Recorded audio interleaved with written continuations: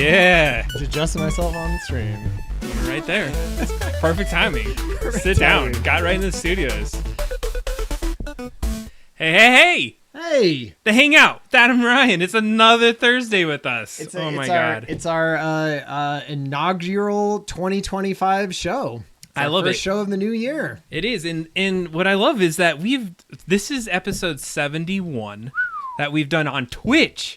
We had we had 50 of them. We're over our 100 mark. Wow. On YouTube, and the amount of time I was thinking about it. 3 hours ish every time we did it. Yep. 2 24-hour streams. That's a lot. I was telling my wife Catherine that if somebody wanted to clone us, like our voices, and do a bunch of scams or do something, so much material. And that's the other side, is that you could. Right? You wouldn't need the hundreds of hours of us. You would need 5 minutes. There is a button that says, "Do you want to allow this to be on AI?" That's right. YouTube. I was like, now. "Is this the moment we turn ourselves into singularity?" I think this is it. I think this is the moment. Okay, so what Adam's talking about is there's a button now when you upload to YouTube, and it says, do you want this video to train AI models, or do you maybe not want it to train AI models? And what did you choose when you did? I haven't done it yet. Okay. Yeah, I chose, I was like, train the model, I guess, whatever. Let's do it. So should I turn it on for our channel? I don't know. I mean, double drop on doesn't matter. Guess, I don't know. I don't think it matters, but our tiny drop in the ocean. That's all right. Well, maybe it does, and then we'll be the only one that was consistent enough. No, nice. I'm just kidding. I was looking at Twitch the other day, and there was a lady, and guess how long she's been streaming on Twitch? I don't even know how long Twitch has been around. 5 years? No. Like consecutively. Oh, we did 24-hour stream. So guess how long she's done it? Like a month. 3 years. Oh man. She just hit her 3-year mark of streaming. Of doing what? Of streaming her entire life. She streams every single thing. I guess. Hey, a life examined, right? Yeah. Is a life well lived. And so she'll take showers on there, fully clothed. it's watch yourself sleep. I don't know. Is it like a Truman Show type? I think she thing, is, but right? like having to do it yourself, I don't know. It seems kind of rough. Once they have the little hovering drones behind you that just film you at all angles and then build fun videos out of your life, it's called a cameraman, right? Well, it's like I need a drone to do that. You need that. All right. Well, today's show is going to be more kick your feet up. We're going to hang out. We're going to talk about predictions. Prediction right? show. This is the end of the year, beginning of the year prediction show where the reckoning happens. Right, which is the reckoning is we go in and look at what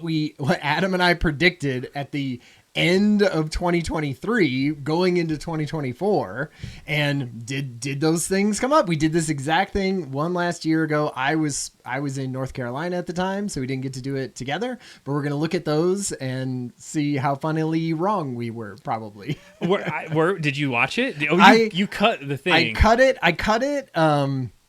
Yeah, we're I feel like there will be some good discussion points. All right. I don't think necessarily right or wrong. Like we were slushy enough that I don't, but I feel like there will be less. We were not definitive. Yeah, we were not definitive. I love that. Where did you get our this year's answers? Did you come up with those questions in your own? Was that something? Because we do have a predictions for 2024s, right? Well, or 25. It's the exact same one as last year. Oh, so you pulled. So I just pulled the exact same questions that I put in the Trello board last year, and pulled those exact same ones. So we'll just do this and we could update them, but I feel like they're fun. The one wild or one normal pick for predictions and one wild pick, and anyway, we have I love it. And everything that we thought of for 2024 we're going to talk about. Great. And I want to talk about things. Yeah. We're just going to go off and see. And I like for there's a question about books, for instance, for me. So I had 13 or 14 books that I read last year. Pretty good. And they're, of course, all work related, no fiction kind of stuff. So I put the whole list on there, not because I'm going to talk about them, but I want you to say tell me about this one. Ooh, okay. And I thought that would be fun. Based on title, if you're like, hey, what was this one about? And then I'll show you. And you what can my be like, pick no, was. that one sucks. Pick a different one. And I'll just talk about one that looks interesting, and then I'll talk about my favorite one. We'll kind of keep it as that. I feel like there's definitely going to be categories where like I have barely anything, and some where I have like a whole bunch of things to talk about. So it was interesting because I got into it and I read through this list of questions, and I was like, man, I don't even know. I was like, what year did that thing come out? Yeah, exactly. And the cycles on things. So if you said favorite movie, which I'll reveal in a little bit, I was like, that movie came out this year? P. Higley. Hey. Thanks for hanging out. Thanks for being with us tonight. This is awesome. And we would love to hear what all your thoughts about these things. So absolutely, in the chat, very much participatory. Yeah. You got to put in your answers to the questions that we put out there. So let us know what you're thinking, what you're seeing, and we want to hear what's up. Yeah, because this is sort of the retro, looking back at 2024 and looking forward to 2025. And we want to hear what everybody else is thinking about. Heck yeah. Do we want to get into it? Some of the predictions and things? Let's see here. Hold on a second. I think I have something. Late breaking. No. I don't know if it was late breaking. Oh, yeah, boy. 3 month sub. Adam is a 3-month subscriber. I think you would probably be ready for that. I think Ryan could throw it up. So, hey, cheers to this. Cheers, if you have that. Yeah, right. For the subs. Hey, you got to cheers with me, my friend. Oh, shit. There we go. Cheers. We somehow are watching our own stuff. So, yeah, we got to sub our own thing. Oh, yeah, sorry. I think Ryan's got to get his sub on. So, as he's getting that ready, I'm going to get us set up on one of the interesting predictions. So, if you go 100 years back, what year would it be? Huh? Oh, wait. Whoa. Hype train incoming. Did we get a hype train? Yeah, because 2 of us subscribed. Showed that we had subscribed. Ryan's 14 months. Good on you, Ryan. Cheers for you on that one. Uh-oh. We got a hype train. Level 1.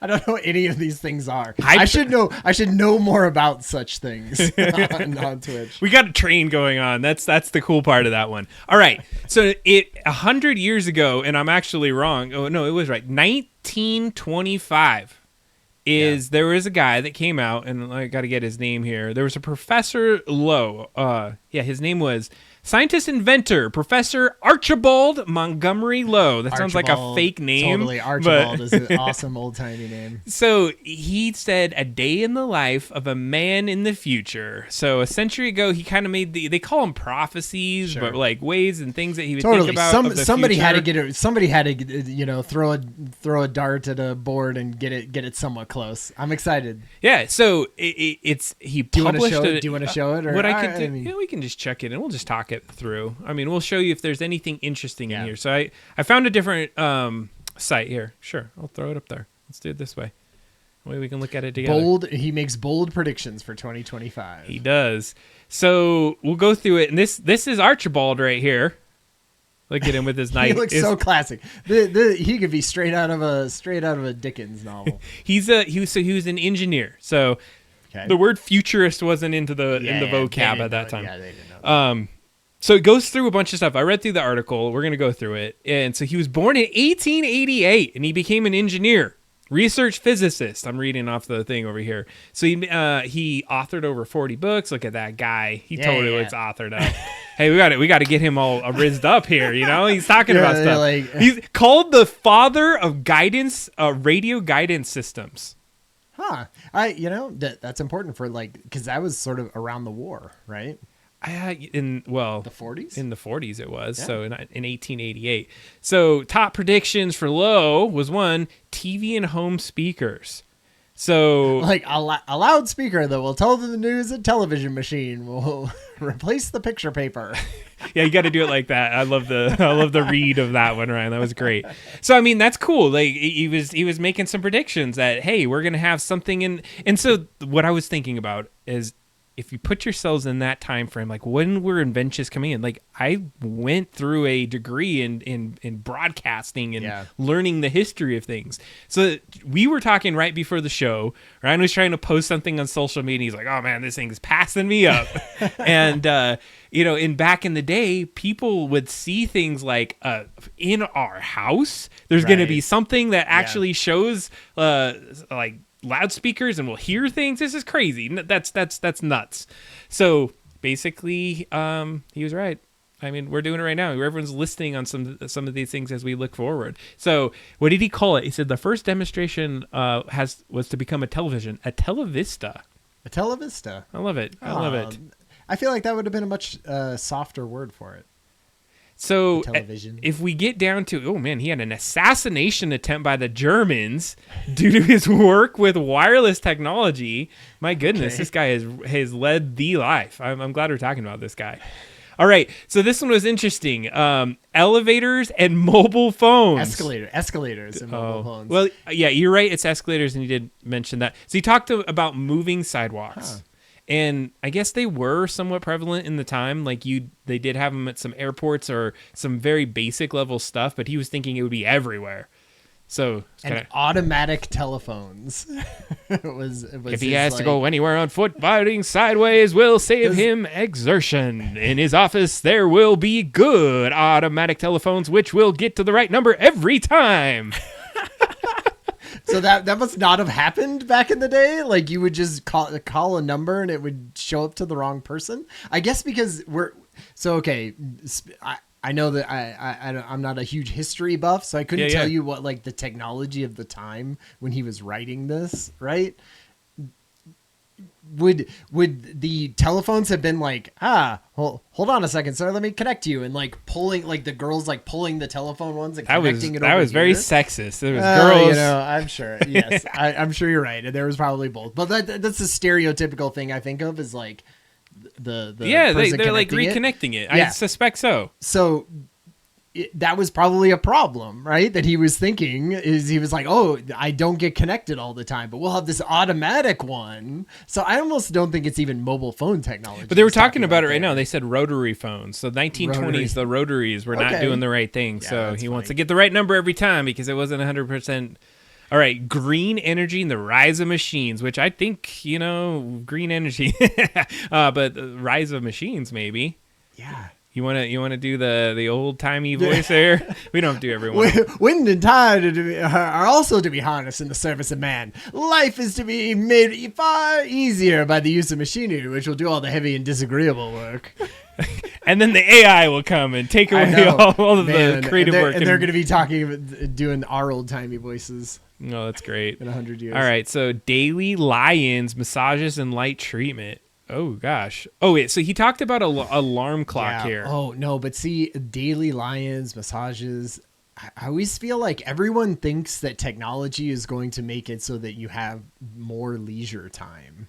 Oh, God. And I guess in some ways, probably like a certain point when you weekends where everyone just doesn't work you 7 days a week and things like that. That's probably true. But for the most part, it hasn't like added to more. Because everyone's like, oh, you're more productive. You could do more. Do all the things. And I feel like us as humans, we're like excited about those types of things. We're like, yeah, I could do that. Like maybe I could make more money or I could do more things that I could do. And so then it feeds that to be like, yeah, go and do more of that stuff. Don't work 3 days but you can be sitting in your sweet massage chair as you're in front of your computer. Exactly. I loved something about the alarm clock prediction here because there were no alarm clocks. So here's perfect lead in, Ryan. Guess what they used to do, and you probably are reading it right now. No. There was a person called, get this, a knocker upper. Nice. He was a knocker upper, and what they would do is their dedicated job was go to houses tapping with a long wooden stick on window panes to get the household up. You'd go down there. And it says right here, it says that would not die out in Britain until the 1940s and 50s. And so this concept was you'd have an alarm clock that comes in, wakes you the heck up. Wouldn't it probably be like a rooster? Like a rooster could probably wake you up. I also heard that that's unreliable. Like you needed this lady with her knocker upper. Yeah, that's true. This lady's like, damn it. Why did you have to wake me up? Oh, man. Okay, she's a knocker-upper.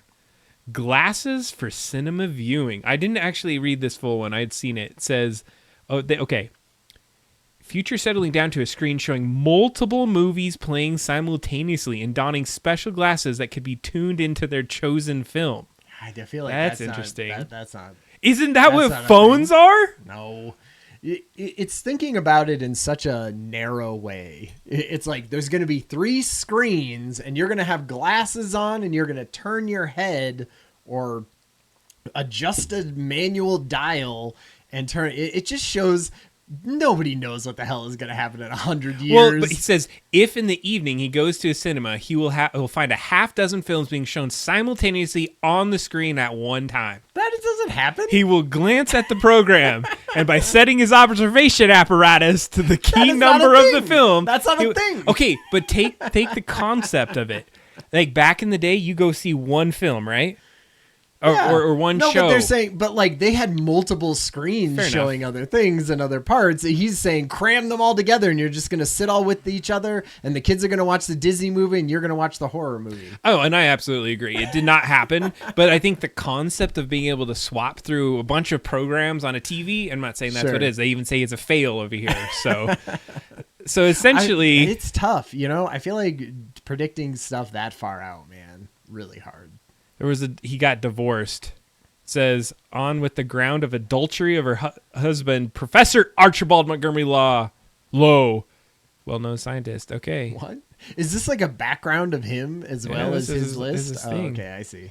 He hit, well, I mean, it was mostly his predictions. This is where he's getting his thing. He was like, the one way to get viral on the freaking Instagram or on that sweet Adam and Ryan Hangout show is I need to make these predictions because they're going to do it. That's what we're doing. We're going to talk about it.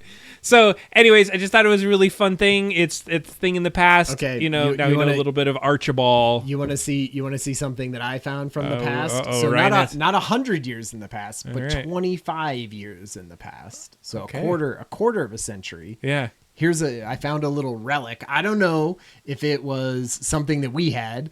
We are notoriously pack ratty, so it could absolutely. You're a pack rat? Not me, but like I'm gonna say the family. Okay. In general. All right. I haven't seen it yet. Or this could have been in the new house that we bought, and we just happened to get it. Okay. I thought this was great. This is from 2000, all new CompuServe 2000. And the entire internet. I don't know if you can. Read that. Let's see. Let's see if we can get it. And the entire internet, all new. Look at all those things: travel, newsroom, sights and sounds. Bro, you have the internet in your hand. 100 hours of it for free. Oh. Wait, I don't understand. Like, what's the gig? Like, so anyway, how do you get the entire internet? I don't know. I think it still needed to explain. Just released, baby. That, like, you could have the entire internet for this. Like, it's not like a cable package where you would just get certain internet. You could have all the internet, There's some high quality banners in here. Thank you for showing that. Yeah. And it's sealed up. That's brand new. This is that's going to be worth like a quarter. Yeah, exactly. Anyway, I thought that was funny. I saw that and I was like, wow. I have something, and I'm going to wait until it's my reveal time, but I'm going to give it a little bit of a tease right now.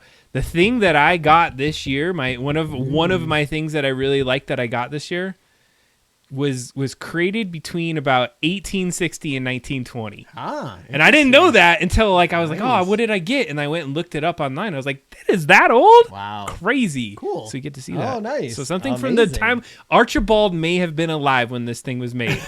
Nice. I don't know when he died, but that's awesome. Thing. So, all right.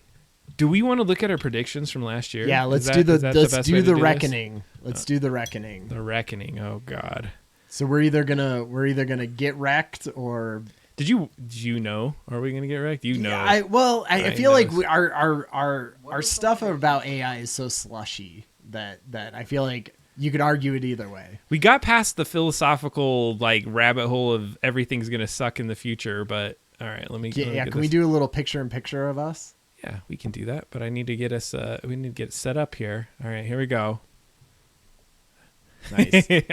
Are we ready for this? Yeah. So this first one is sort of introducing it, and this is Adam's safe prediction for 2024. All right, here we go. What are some predictions for 2024? Can we- AI, tech, art, games. Do we need to turn it one up? safe pick and one wild pick.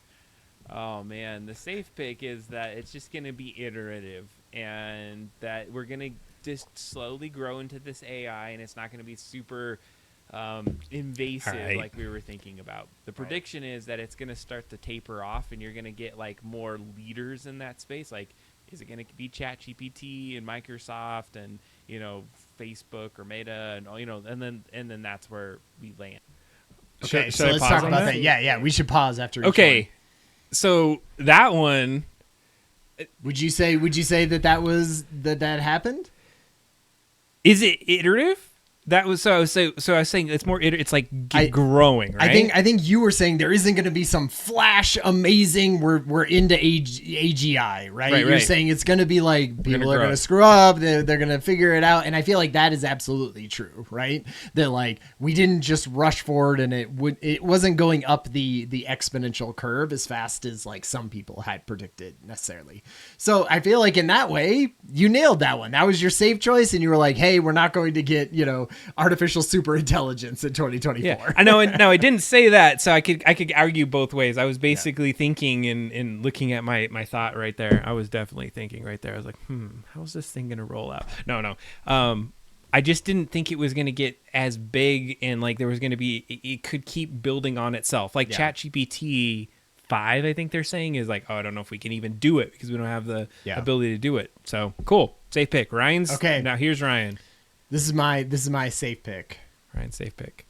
Is that there's going to be a ton of AI creation in 2023.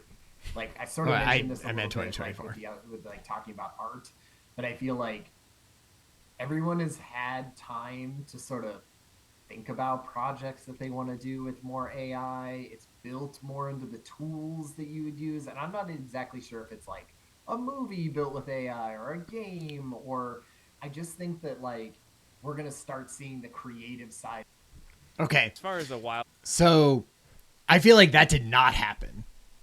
I don't feel like AI projects really came out. Like very small, like little things sort of hit places, but nothing huge happened. But with you it. didn't. You said that. I feel like you it's didn't say stigma. full movies. No, I know, but I thought it was going to be integrated more into, and maybe it just is, and it's invisible, right? Like maybe it's so good that it's invisible, but like I don't feel like you saw a game or even a marketing campaign or a whole thing that wasn't very specifically saying this is AI and we're doing it as a test, but like it just that didn't happen. I don't feel like it happened. I feel like there's been a copious amount of AI in everything I see, though. Like it democratized it. You were like, everyone's going to use it for creative. I see everyone use it in every PowerPoint. They use it for like a bunch of their thumbnails online or whatever they do. It's like it's everywhere that way. Is that not? I thought it would be more like I would see more games, like random games coming out that are like all the chat is written with AI, right? And all of the visuals are made by AI. And like look at this crazy thing that we can do now that we have this power of AI. And I feel like you haven't heard that, and because I feel like there's still a stigma on it and nobody wants to write that as their marketing pitch that like we use so much AI in this game. Like we did. Yeah, exactly. Like we did. And I just feel like we're a little ahead of, or that's what happens when you're at the tip of the spear. Yeah, of course you are. That's what happens when you're But at the tip of the it spear. also sullied kind of, I think, the whole idea of creativity, because I don't want to say it that way. I'm trying to think of the right words here. Is that it democratized it so much that everyone now is like, oh my God, there's so much like AI art. And I've seen even people that actually have art that looks similar to AI that are just getting burned on because they're like, oh, that's this AI. Like, I've spent my entire life learning or doing this thing. And so I feel like maybe it's under the surface of what your expectations were as far as it like getting out and being like high quality companies or something. What I would just say is I bet there's way more language getting written by AI and passed off as work, right? Or integrated into work than there is visual and sort of artist style of that. And one is because you can tell the difference almost instantly. Like, you know, certain grandmas and things like that probably can't, but like I feel like when you go, hey, here's a bunch of AI stuff, you know, you're like, yeah, right, these are AI. Like you could just sort of there's a sheen to it, like that you can just tell. I get it. So I'm gonna take a little sidebar right now and talk about that. Is that we started using ChatGPT. It was in 2022, right? Yeah. I think that's when it came out. Right at the end. Right at the end of 22.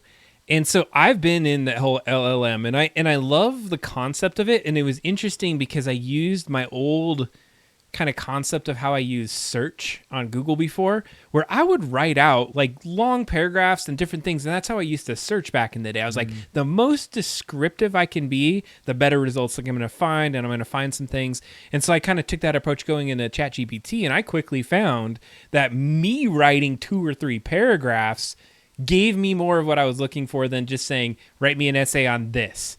And so I preface it with that, is that I've watched other people start to adopt it over 24 and even in 23. And what really chafes me up is people that copy and paste directly from freaking AI into something. I'm like, title case, bolds, and freaking colons. That's ChatGPT, baby. Like, I know what you're doing. I don't want to be reading your freaking AI bullshit. If I get emails or see certain social media posts that have too many emojis at the beginning and end of sentences, you're like, yep, a large language model came up with that. Here's the other one. I am thrilled to tell you. Thrilled is a bad word. AI has just killed it. And so I guess my point is that I do think people are using it, but they're using it at maybe a very base level of like, hey, I'm going to write me this little thing. So here's the thing. I use LLMs. I use AI. I write my thing. Like I will go in a notepad, write paragraphs in Notepad, just to have my thing. So I'm not like writing on the internet. If something goes wrong, I still have it. And then I tune that up, and then I put in AI. Then I have it spit it out, and then I look at it, and I'm like, okay, there's about 70% of good stuff, and the rest of this is shit. And I copy and I paste that out, and then I meticulously go through and I fix it up, and I cut out pieces and I rewrite it. I feel like it's way too verbose. Oh my God. At this point, it is like all of those. I cannot tell it to make it concise enough. You know, like everything is like, oh, I assume that you wanted 5 paragraphs for this social media post. And you're like, what social media posts are you reading that I would want, 800 characters on this? And so, which I know we're really on a sidebar. We're really on a sidebar. We're going to get right back, but that's the whole show today. Yeah. We're going on sidebars. You know how to make like the bots, the GPTs, right? Yep. Like, have you done that? So one of my bots. We have a Skullbobs one. We have a Skullbobs that's what GPT. I thought. So just because you mentioned that, I just want to show you this one that I have. Okay. I call this one avoid fancy jargon. Clear and concise is what I called this one. Nice. And just because we're talking about AI right now, I want to show you what I did. Is I said, take the prompt and develop an easy-to-read bullet points for each, or create a hierarchy to help the reader quickly understand what it explains. So I wanted to be able to take in big, chunky pieces of content, throw it in there. Yeah.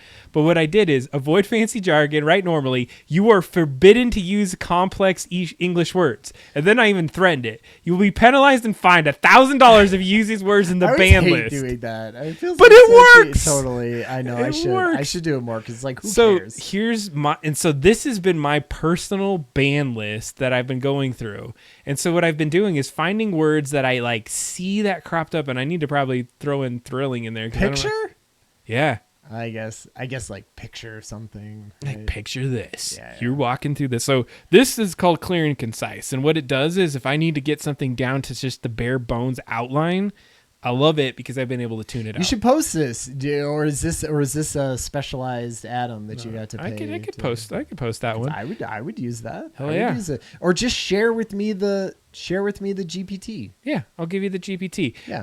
I don't want to show. You can't see it on camera, but I'm going to show Ryan behind the scenes because let me just make sure. Okay. I don't know. There might be something bad in there. Sure. But they have now projects. Have you seen this? You could put folders, and then you can throw in your streams into those projects. Oh, that's a good so it's idea. going to clear up. Yeah. So you can. Like the long I hate list. showing people my things. I use it like a search engine. Yeah. I use it just to clarify things. So Yeah. I do that. Anyways, all right, we're back on track. We're getting away from it. We were at predictions. We're going back to Ryan. Sorry. So those are the safe ones. Those are safe. These are now we're going to get into the wild Adam and Ryan's wild predictions for 2024 and whether they came true. Wild prediction is that it gets like AI starts to get out of control in ways that we can't really put our hands on it.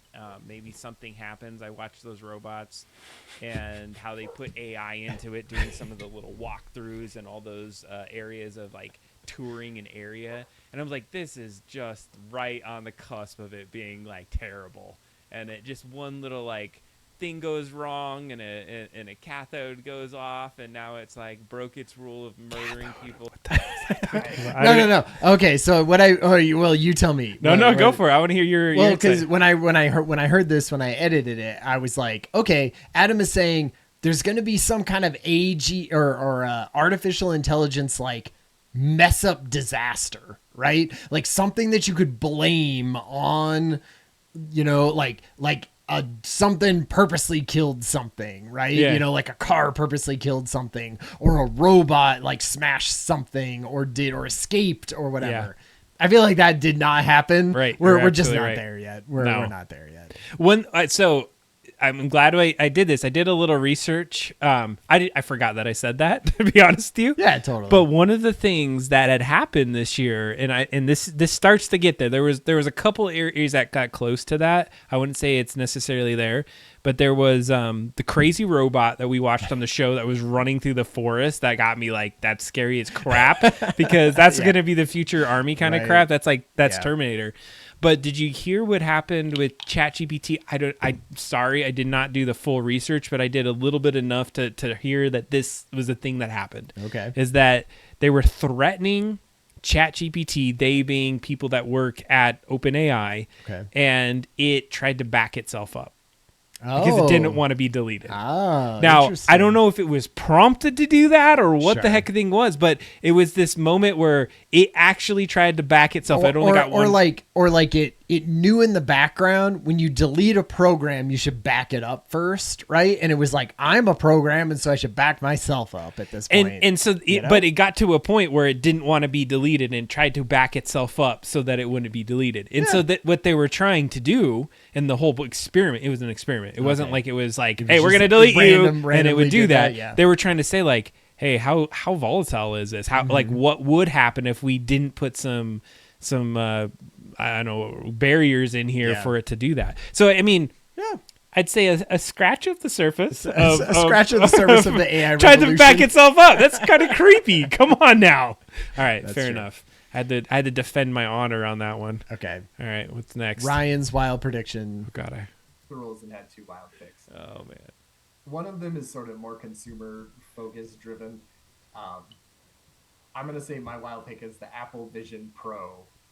The VR headset is a complete bust. Yeah, And yeah. Nobody Yeah. buys that thing, and they totally give up on it. All right, pause it. And then my other.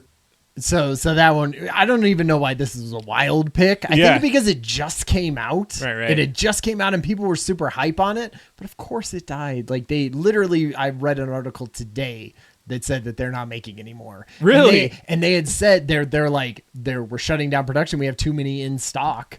And they had told their Chinese manufacturers or whatever that they were like, we're probably going to make like 10 million of them. But we're going to start with 1 million, and they haven't even sold them like that amount. And I was like, ooh.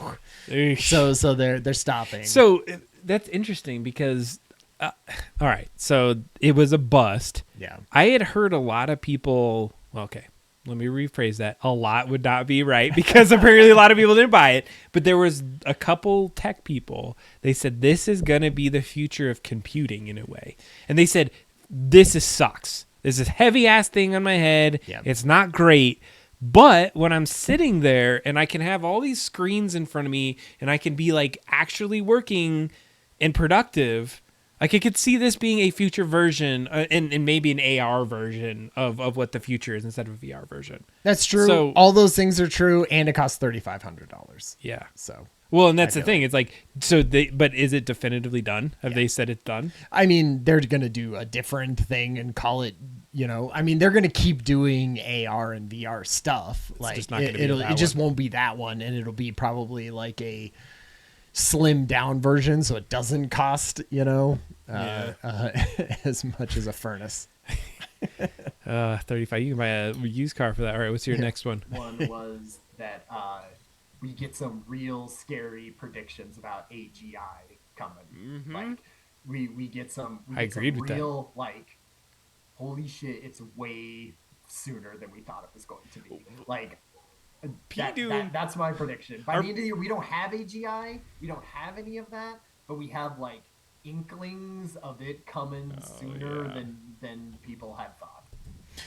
I feel like that did kind of happen. Like, all right, bring it out. This is squishy. This is another one that's slushy, right? Like, how could you know? But I do feel like people's P dooms are. All right, explain P doom again. P doom is bring it out. Like, how many years do you think we get to until basically AGI or the singularity, right? Which.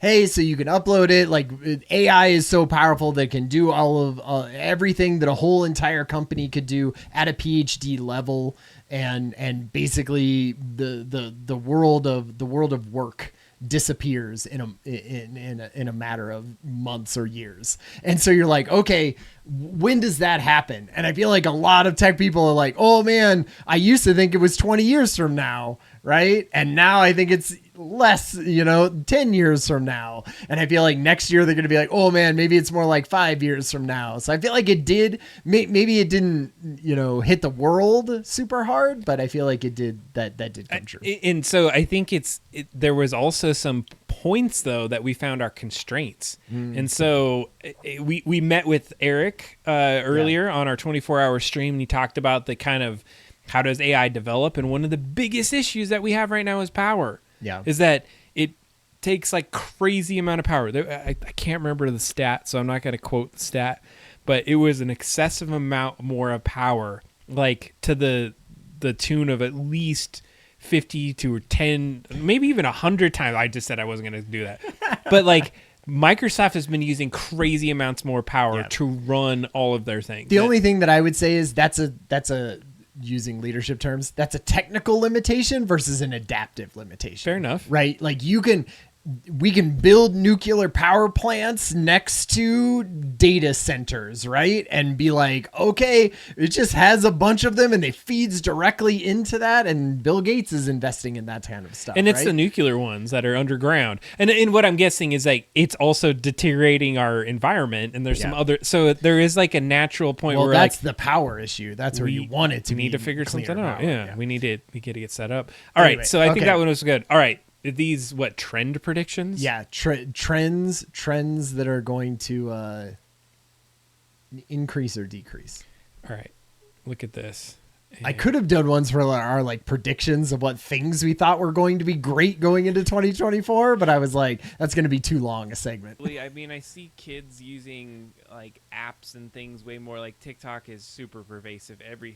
That's the communication. It's not email. It's nothing. It's like there are other apps that they use as their killer app to go through. So maybe my prediction is the trend of not using like some of the mainstream social media apps and always finding a different way to communicate is going to be a big thing. Okay. My kids are constantly on headsets and like in different apps and always talking to someone.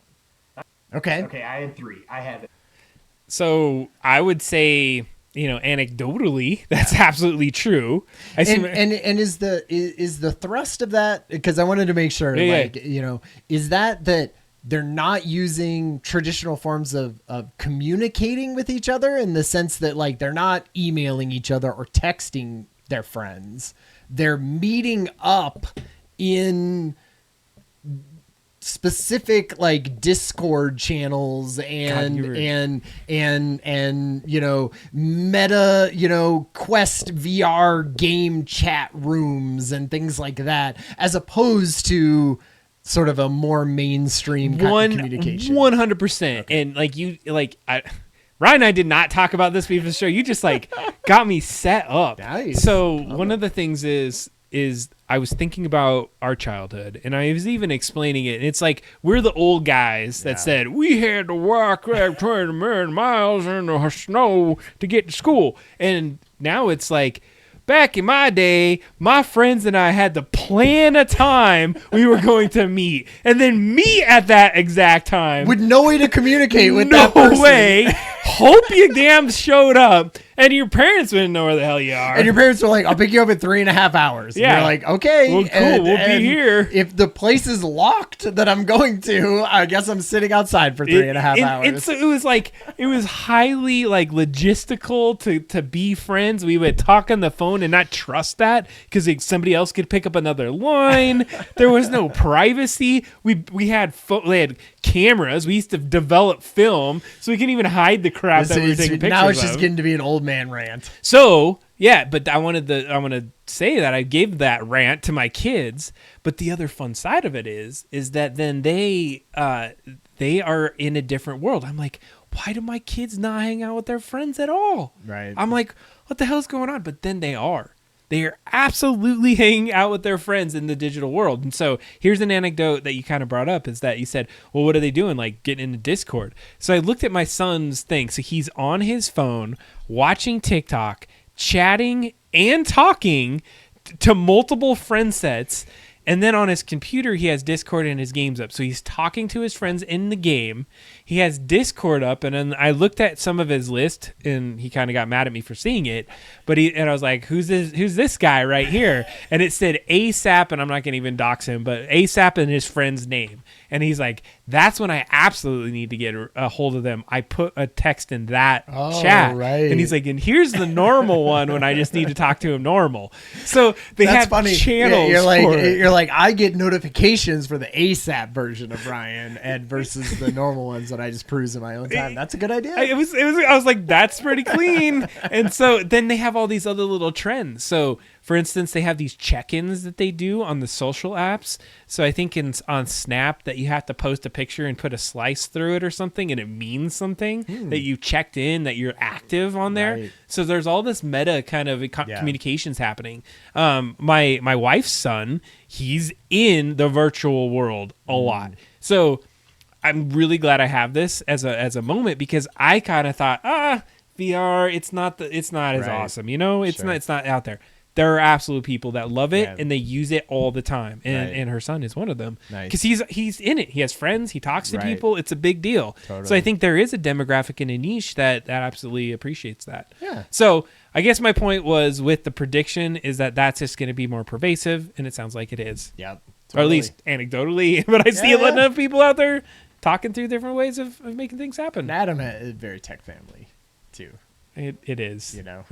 We text each other. We have it set up. You have it set up nicely. But I would say that's true. I mean, my 11-year-old talks through Roblox to a bunch of his friends. Like that's how they meet up, and he'll call them and be like, "Hey, you playing Roblox?" And they'll get onto there, and that's where Isn't it like teen drug use and sex is down statistically because of that? Everyone's sex is down. I'm not going to comment on that one. When you got it, okay. All right. Ryan prediction. I have 3. Generative video creation will take longer than image generation. Oh yeah. So we got into this like Pika and stuff, like making little 3-second clips that you can do as written out. I feel like when we get to this point next year, we're not going to be like, hey, I'm making 20, 30-second clips that are amazing, and these shots that I'm doing. I think that's going to take longer. Okay, pause it. Than it was. I'm going to say. Okay, Ryan, you got that one. Oh no, our fist bump didn't make it. We're gonna do it again. Well, and that was I sort of knew that was gonna happen, right? I mean, it was always gonna take longer. We're definitely not doing amazing stuff with that. It's just gonna, like you said, it's iterative. So I think we can skip past that one. More personalized GPTs with more personality and cultural awareness.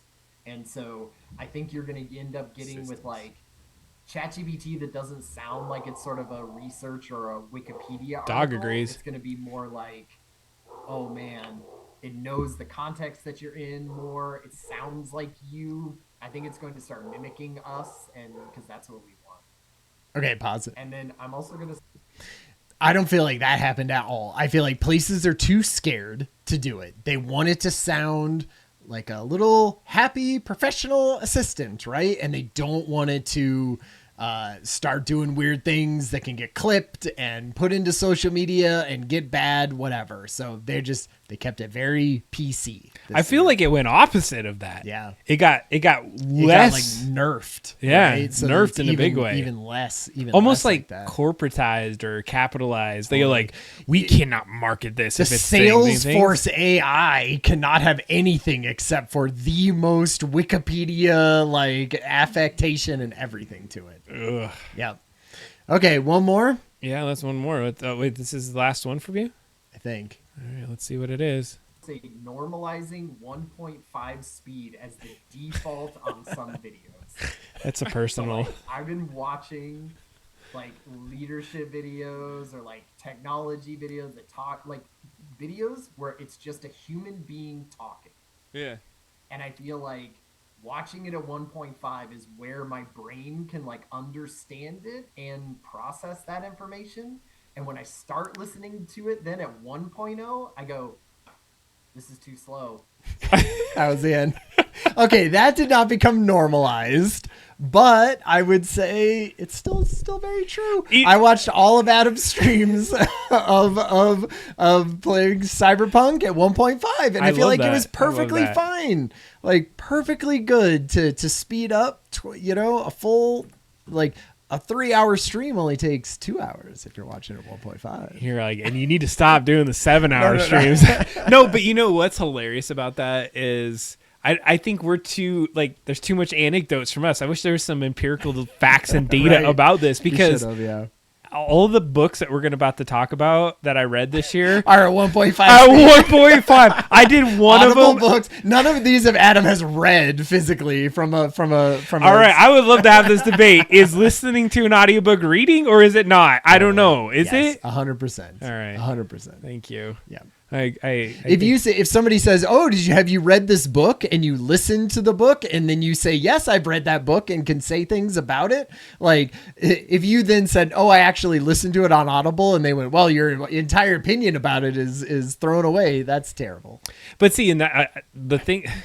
Listen to it. Like technically, yes, yeah. Like you should probably throw that in at some point, but I feel like there's still a stigma. So there is an interesting thing that I do with books though, and when you listen to them, it's nice because then you're kind of just like thinking about the words instead of like having to physically read them and do. Yeah. So there's a different way that you absorb the content. But just for my benefit, I would like to go and I'd re-summarize and read notes on the book after as well because I would usually listen to those in the car.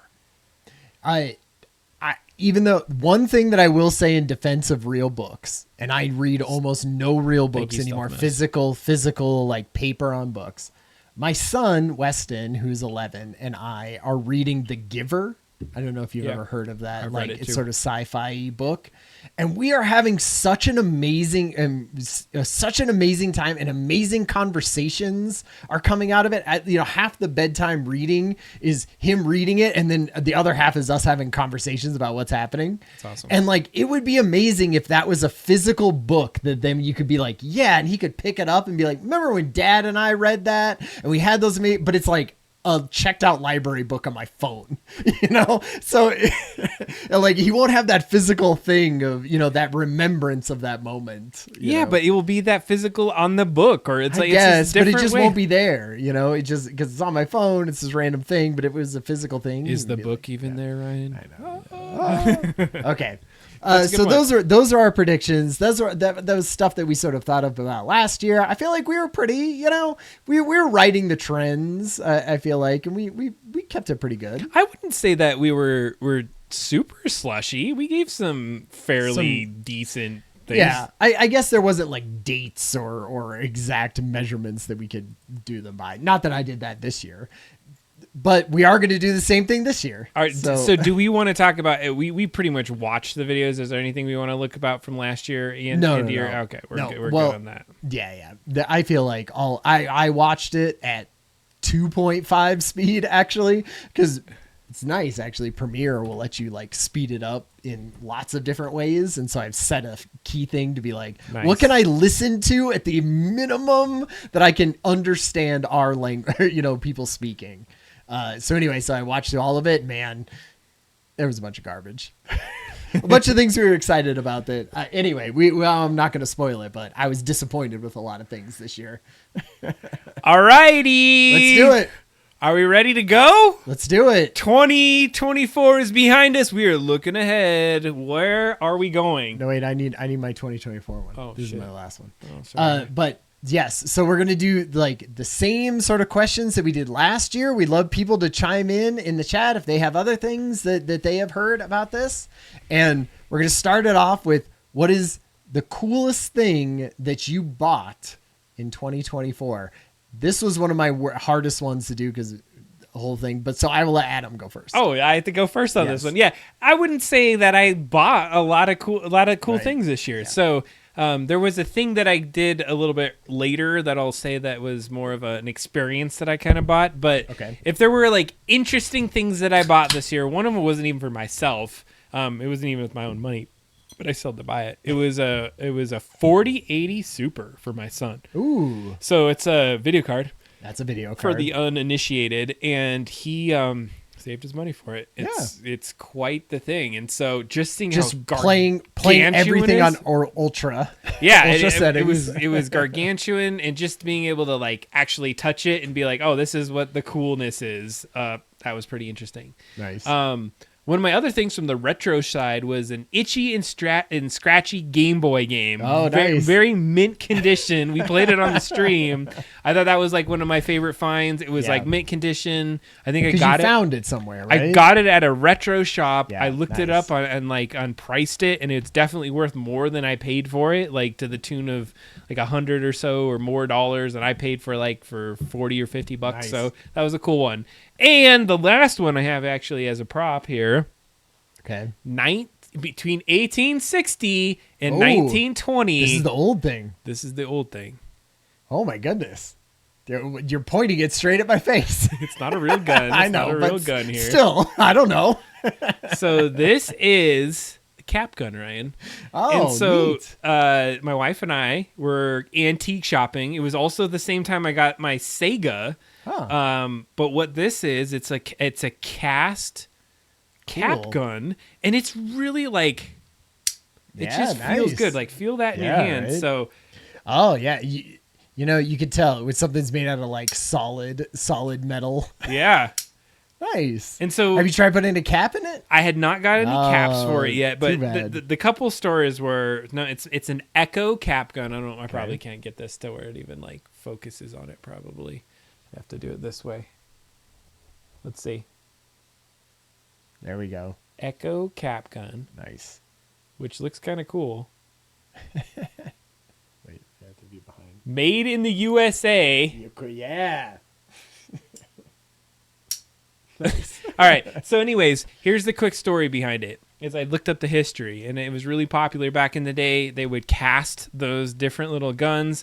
My neighbor across the street, she no longer lives there. She likely no longer is living. But I used to talk to her a lot of the time. And when she was a kid, she had her family is very not well off, and they only had like 2 toys. And one was like some like yo-yo and a cap gun, a very similar one to that one. Nice. And she still had it. She's like, this is the only toy that I had growing up. And so she talked about it. She showed it to me. I was like, that is just like a crazy thing, like thinking about back in the day.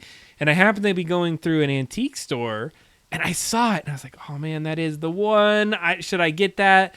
And I came back around and ended up buying because I thought it was a cool little thing. So an antique, and then things in some retro, and then some future stuff. I love that. That was mine. Great. Ryan, what's yours? Great.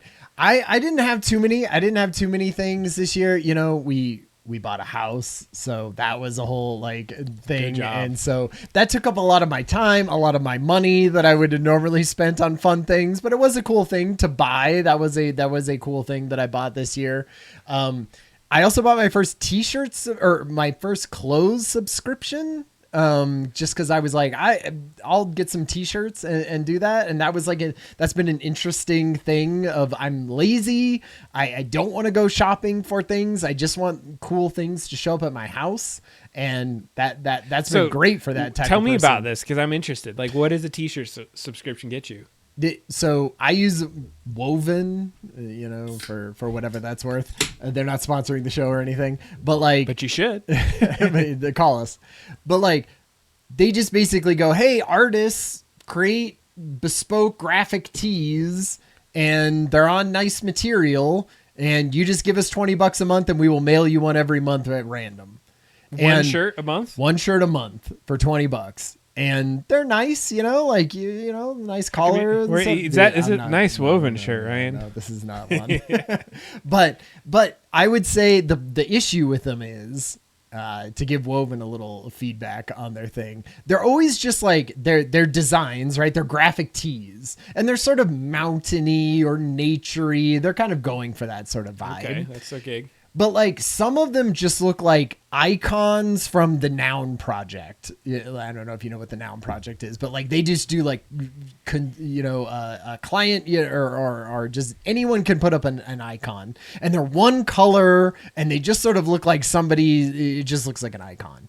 The good ones are like 3-color prints, with the nice ones. It looks like an actual sort of designed out thing, but those are maybe like 1 in 3 that you get, and the other 2 are kind of like little bit low effort icons, one color on a t-shirt, and you're like, these are fine to wear around the house, but like I don't want to wear them out as a cool thing to do. Thanks for the feedback, Ryan. Can you please upgrade to our platinum plan? I know, right? Where every shirt is a 3-color shirt. They probably do have that. Okay, then the last thing that I wanted to do is you talked about an event. Yeah. The only cool thing that I bought that we bought this year is for the family. We were trying to do less presence of physical things and more like adventures to do. So the kids are signed up for learn how to do archery and all kinds of crap, right?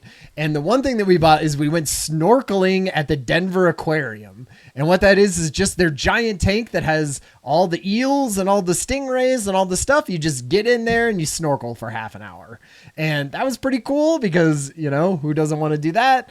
And they were all swimming around you, and you get to swim in with them and take your underwater GoPro footage and all of that kind of stuff. So that was neat. That's sweet. That's a good one. I kind of put that in my experience category, so I don't want to feel shallow that I didn't talk about family events and things I bought, but that's a great one, and I love that. And the house itself, Ryan has an amazing house that he's just purchased, so got to be there once. I think I'm going to go hang out there again. More times. It's nice. It's a good one. All right. Okay, next up, wait. Yeah. If there's experiences and you're listening to us in the chat here, you got to let us know. Something cool that you bought, something interesting that you got for Christmas or bought this the year, we want to hear it because I'm always looking out for cool things. Okay, best book or podcast in 2024. I see that you have a bunch, and I only have one actually. One book? I'm terrible this year. I read pieces of things. I listened to a few halfway things. It was bad. This is a bad year for that. I will shout out one thing though, which is a podcast series from Serial. If you've ever remember them from back in the day of doing sort of introducing a lot of people to the realm of podcasts. They did one called The Good Whale, and it's like a 6 or 7, it's maybe 8-part podcast series about the whale from Free Willy. Oh, really? And his actual thing of what happened from being in a random thing and getting cast for the movie, and then the backlash that came from him actually still being in an aquarium and them trying to release him and all of the Free Willy was never freed. And that was the whole thing, is an entire thing came about of like everyone realized that the whale that they had shot for Free Willy just went back to his tiny little like itty bitty tank in Mexico, and there became this huge backlash to get him freed. And then what does that look like to free a whale that has almost his entire life been captive? How do you do that? How do you get him to do that? And so there's this whole thing about it, and it's an 8-part series. Literally one of the entire episodes is a musical that they have of like famous musical people who write musicals wrote a 10-minute song about him in it that tells a bunch of the story. It's fun. So this is just like a documentary. It's a book. It's an 8-part podcast series. 8-part podcast. The Good Whale. The Good Whale. That's a good one. Yep. I love it. I did not listen. I listened to podcasts, but I focused on the books because this was my book year, and so I'm just gonna do a quick run through of the titles just for the hell of it because I feel accomplished for doing this many. Nice. But I won't even read the artists. I'll just read the titles: Deep Work, Smart Brevity, Talk Smarter: How to Speak Successfully When You're Put on the Spot, What Got You Here Won't Get You There, Cultures of Growth, A Subtle Art of Not Giving an F, Slow Productivity, Slight Edge, The Phoenix Project, Surrounded by Idiots, The 5 Dysfunctions of a Team, Death by Meeting, and Managing Narcissists, Blamers, Dramatics, and more. So that was my run through of this year of books. Out of all of those books, were those books like Up to Fort Collins and Back and things like that, like In the Drive? This is great. I love this. Is that the 1.5 prediction that you just had is I would find books that would be around 7 to 8 hours. And it takes me about 3 hours to get there and back. So I have a 6-hour time frame. So I would adjust the speed based on the time. Based on the time to meet that time frame. This is a little bit longer book. I'm gonna have to listen to 2.1 speed. But there were other books that were just well beyond that, and so I would take walks and I would listen to them while I was on walks. And that's also where I figured out that Spotify has a limit on their audiobooks. I actually met the limit and ended up having to buy more time because I was like, free audiobooks on Spotify. Totally. This is awesome. Yeah. And then I was in the middle of one and it was like, nope, sorry, you lost your time. And I was like, what the hell? So my phone is on my dash and I had to push 3 buttons to buy more time. I was like, oh my God, that probably cost ridiculous amounts, but I did listen to the book. So any of those titles look interesting to you? I mean, I don't want to just choose something based on the most provocative title that somebody could come up with. Was there one that you felt really because I feel like I have done a little bit of reading sort of these types of books. Sure. I've heard of some of these and read some parts of them, but I feel like they end up sort of cramming together after a while of sort of self-helpy leadership, whatever. I agree. And so let me do this. So I said I wasn't going to do this and I'm not going to go deep in it. So Deep Work talked about taking slower times and spending time to do work and not being interrupted is essentially what that was about. Yeah.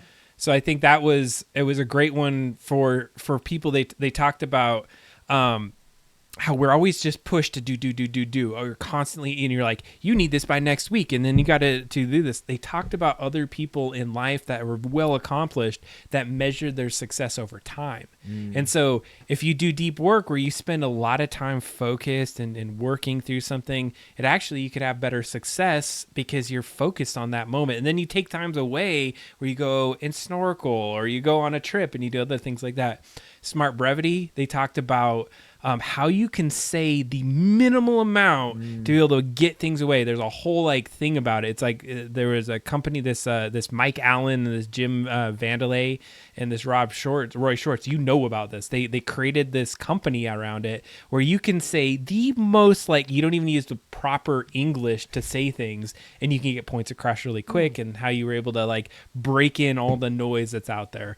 Talk Smarter: How to Speak Successfully. We should definitely not do 14 of these. We're not going to do all of them, but Talk Smarter, that one was because I'd say at the front of the time was your best ones. Talk Smarter, they were how do you talk really when somebody asks you a question, how can you answer quickly and not just meander on and be able to say something? So they give you some tips on that. So as you start to get through, then I started to take different avenues. Those first ones were more communication and working. The second half was, okay, how do we start to think about bigger organizations and how do you start to work with those things? The best one that I liked out of all of this is probably the Phoenix Project. Okay. And so I'm going to talk about that one for a second. I want to make sure on any of the other ones there wasn't any like good points. I'd say probably the Slight Edge was an interesting one because it talks about what we're kind of doing in the Slight Edge. And this one, I just want to give this anecdote. It's not groundbreaking, but the guy says the people that are successful are the ones that do things on repetition. So if you do things, and this Jeff Olson who wrote the book is saying the people that are successful are the ones that they get up every single day, they exercise every day, they go back to bed and do the same thing over and over and over. And they get a slight edge because the one person that works out maybe once a week or just every so often doesn't get it done. So I'm going to just end this part. I don't want to make it too long on the Phoenix Project. And there's a reason why I like it. It's a fable. And this guy named Gene Kim brought out this fictional kind of situation that was happening at this company. And I work in IT. And as you start to read it, the anxiety of what I do was induced by this book. Nice. And the way that they wrote it was almost like you were experiencing this event in real time where there's this IT director, his boss gets fired, he gets promoted, and they're like, you have to launch the Phoenix Project in 3 months or we're closing the company and you're losing your job and all this thing's going to happen. Okay. And then so you're like, okay, the stakes are high. Every single page, something goes wrong and worse and worse and worse. And you're like pulling out your hair. But then as you get to the end, when you start getting some of the concepts and they talk about it, it just relates back to what it was. And the anecdote that they used and the story they used was amazing because you could tie it back to your real work and how it was able to come out of that. And then some strategies on how to make it work. Nice. Anyways, a lot to say. I looked to do that. And I would say my parting thought is you can read a lot of books and you can still be unsuccessful. Yeah. You have to then figure out how to turn into action and then move forward in something. The knowing doing gap. Yeah. There's always a knowing doing gap, which is something is right and you know all about it, but you don't actually make actions towards it. And so I read a lot. I'm in the moment of doing the doing. Nice. Funniest one, though, and I'm not going to talk about it, was Surrounded by Idiots. We're surrounded by idiots. Oh, nice. All right, so that was it on those. I did a lot. All right, moving on. We are going to movies and TV shout-outs.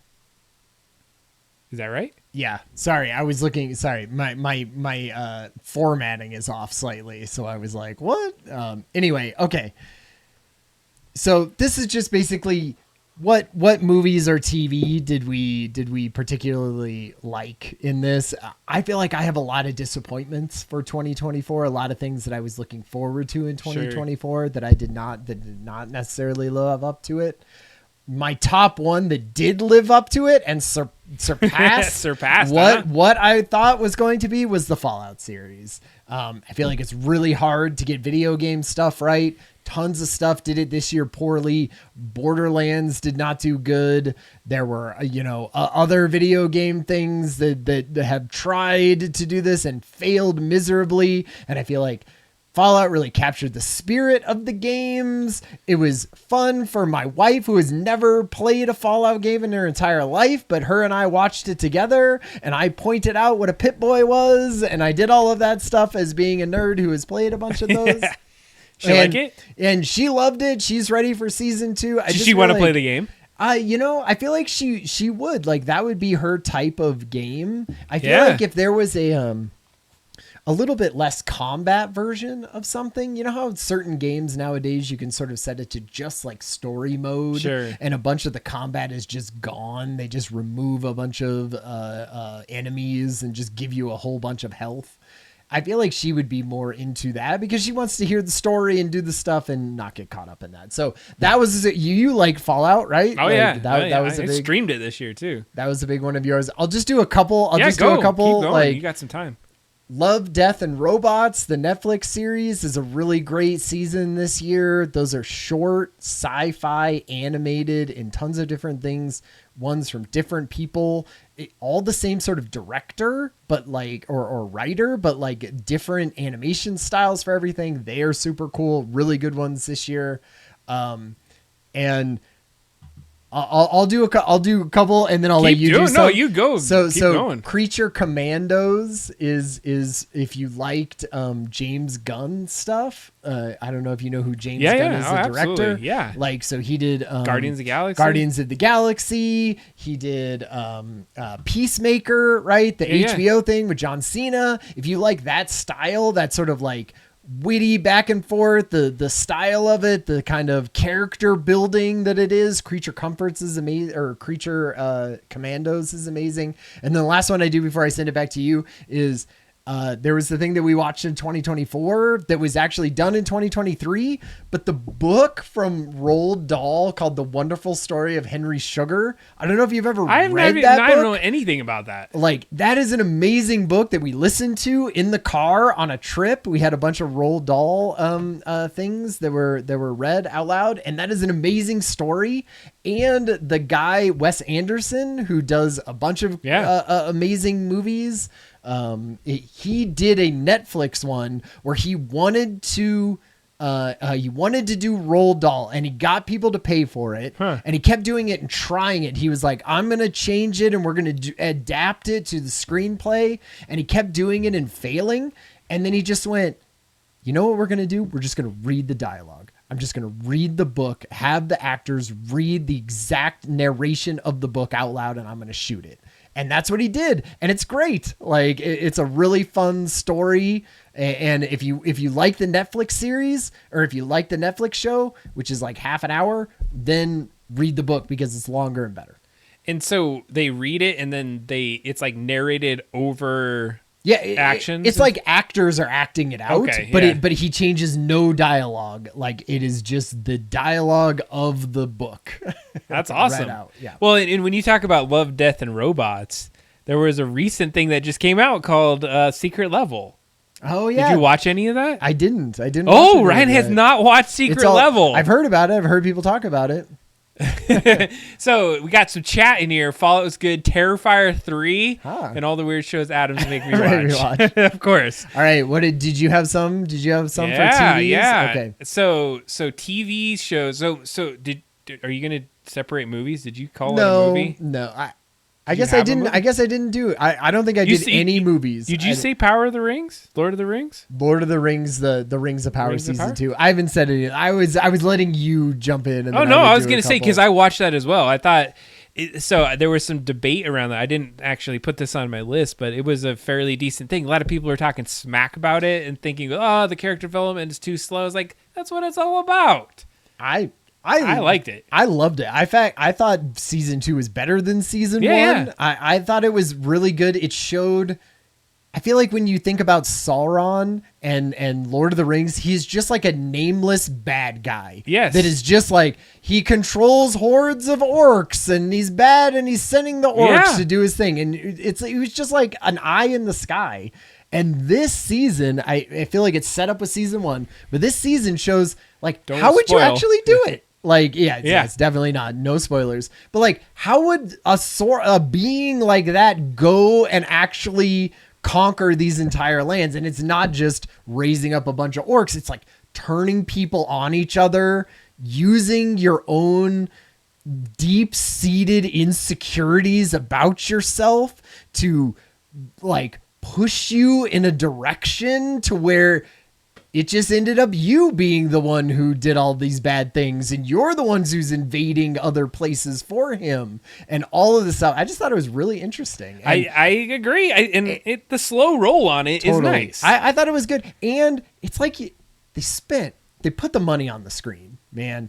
I feel like that show looks like a Lord of the Rings movie every 40 minutes. Like, you basically got an 8-hour Lord of the Rings movie. They did great. They're supposed to have like 8 seasons of it. It's crazy. Well, Jeff Bezos loves Lord of the Rings, and so he's financing it no matter, like, and I don't know. I mean, no matter what is a lot but for a billionaire, and he's like, I like this shit, and I think it looks I'm cool. going to make it work. Season 3. Oh, yeah.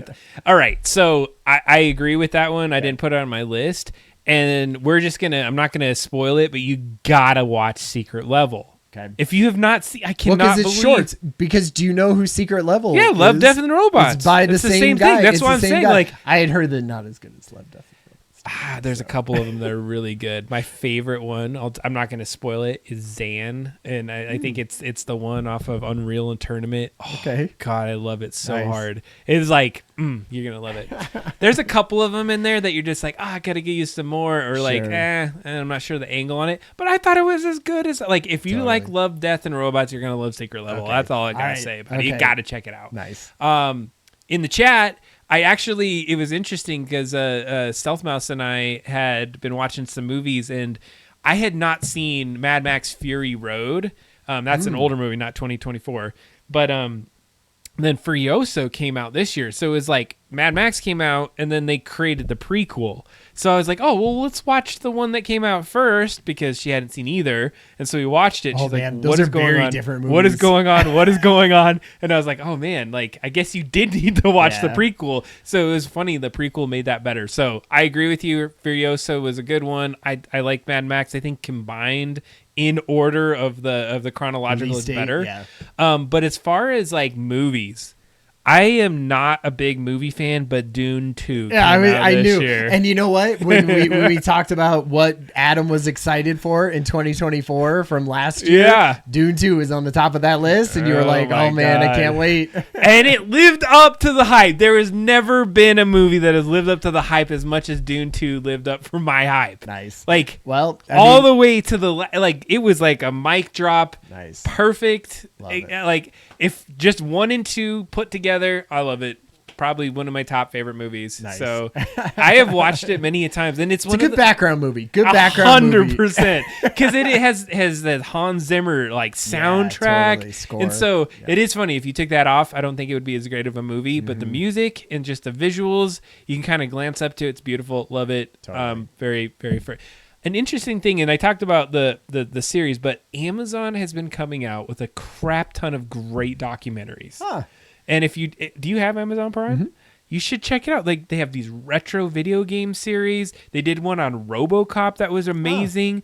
And they don't do it like the old crap UA documentaries that we used to watch. Modern documentaries have gotten way better. Like they're just dropping F-bombs and just like explaining it and like giving like back end stories that just made it feel so enthralling. And so I couldn't pick out just one. I just wanted to say that I'm gonna say Amazon has made some amazing documentaries that feel like they made it episodic, but they almost made it episodic because they're like, hey, we have at least 8 hours of footage, so can we make like a 5-episode miniseries out of this? Nice. And they do that. Nice. So check it out. Amazing. Nice. I loved it. That's awesome.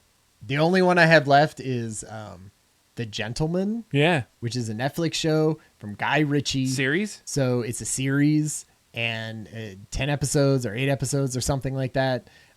If you like Lock, Stock, and Two Smoking Barrels, if you like that stuff and you were like, hey, I wish that was a 40-minute or hour-long drama series, but that is also funny. I feel like The Gentleman just keeps ramping it up more and more, just like you want a Guy Ritchie movie to do, which is things get worse, and then how do they fix that? And then that gets worse, and how do you fix that? Like, it's just that same sort of witty back and forth dialogue, but in a series. So wasn't there a show called The Gentleman? Wasn't there a movie? There's a movie called The Gentleman, right? That Guy Ritchie did, and I watched that, and I remember like I liked it, but it sort of rolled off of me. I don't know if I was just not in the right mood for it or something. It's a good one. But the series, I feel like, is really lets you dig into each of the characters and sort of the scenarios that they're in and all of that. So that's a good one. We have an Interview with Vampire series that came in from the chat. I heard that the Interview with the Vampire series was like amazing, and I read all of those Anne Rice books. Like, my mom had Anne Rice books, and so I was like, all right, these Anne Rice books are here. I'm going to read it about sexy vampires, and like, so I should watch those. That sounds good. I love the movie with Tom Cruise. Totally. And Brad Pitt. Exactly. Brad Pitt. I don't know if that was that great. Claire Danes. Is that? Yeah. Claire Danes? Was it Claire Danes? Little Claire Danes. Oh my goodness. Yeah, that's great. Okay, you want to move on to games? Yeah. Those old video games.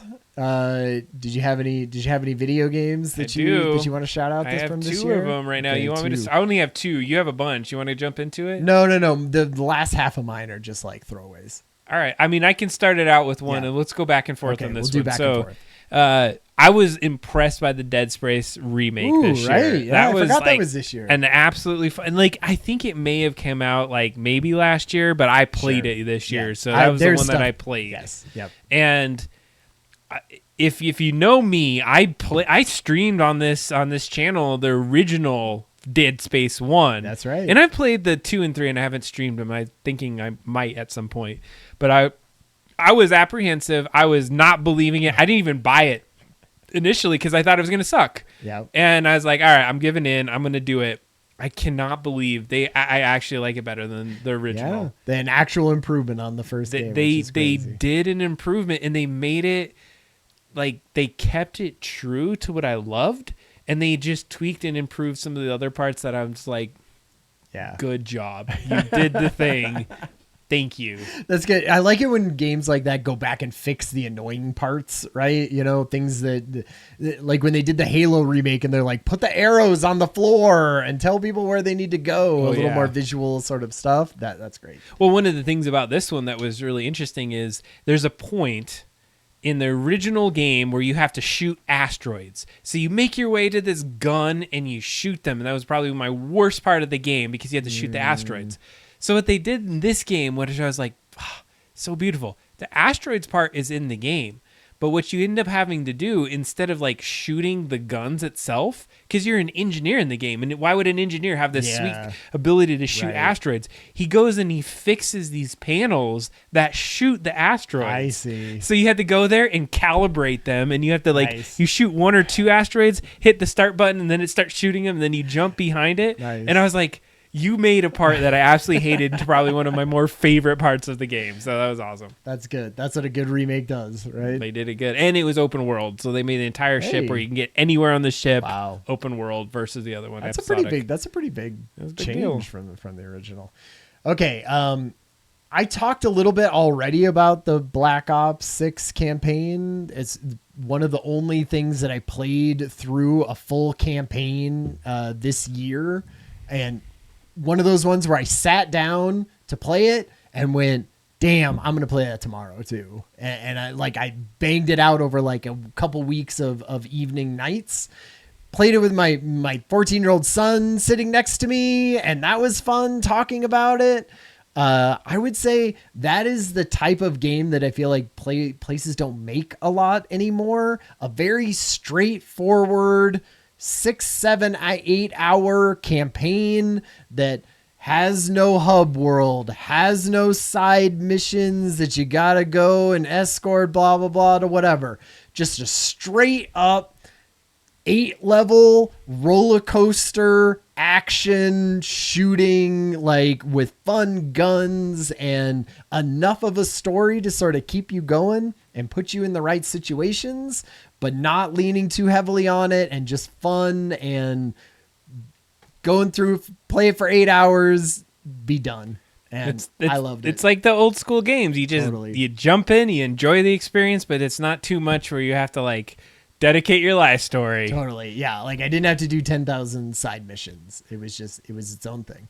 Just like my game, Cyberpunk 2077. Yeah. I am currently at 40 hours into that game. I've done 40 hours into the game yet, right? And I don't know where I'm at in the story, but Ryan has watched some of my game, but I watched a majority of it. I appreciate that. I'm like maybe 4 hours behind, but so I feel like... do I play it different than you would play the game? Yeah, definitely, and different than the other. I watched somebody else play it earlier in the year. Yeah. Somebody else, a different streamer, played through it, and they played it very. So that's been cool. They were also a corpo. They did the corpo track. Oh, they did. Okay. They did the corpo track, but even doing that, like it's very different in sort of the side stuff and what weapons you're picking and the abilities and all of that.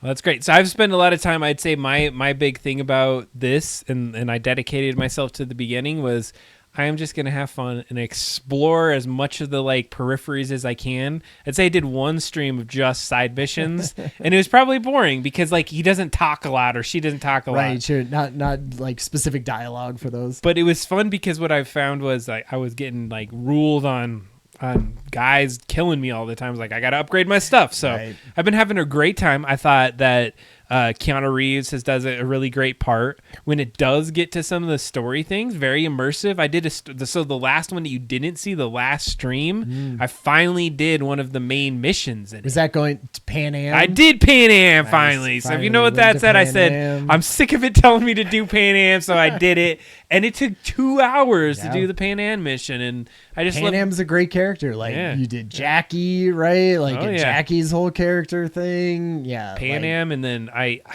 don't know. There was one moment in the game where it got a little sus because I met with somebody, the Militech person. Okay. Oh yeah, was it Gertrude that beat the hell out of me? No, there was this Militech person that like beats you up initially, and she's this girl or whatnot. And I gotta tell this story. I'm gonna try to keep it as PC as possible. So in any case, so I met her, and then I kind of because I was flirt on the game. Sure. I'm a girl, and I'm like, oh, I'm gonna just do the fun thing because I want to be fun like that. And so I flirted with this girl that hated me, and but then she's like, oh, you did your mission, whatever. And then so I thought she gave me another mission. And so it was like, meet me at this hotel. And I'm like, oh, I'm going to go get this mission. I'm going to kill.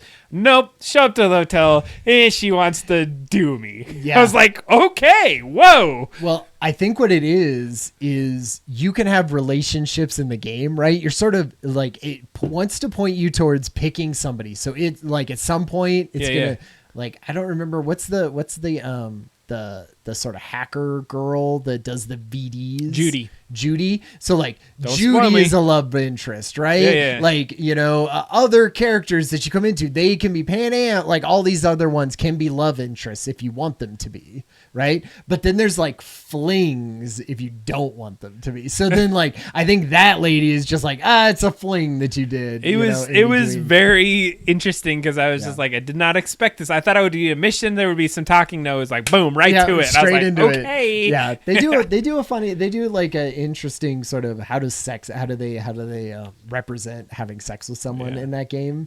Not as much controversy as it was when Mass Effect was doing it not at 10 all. years ago.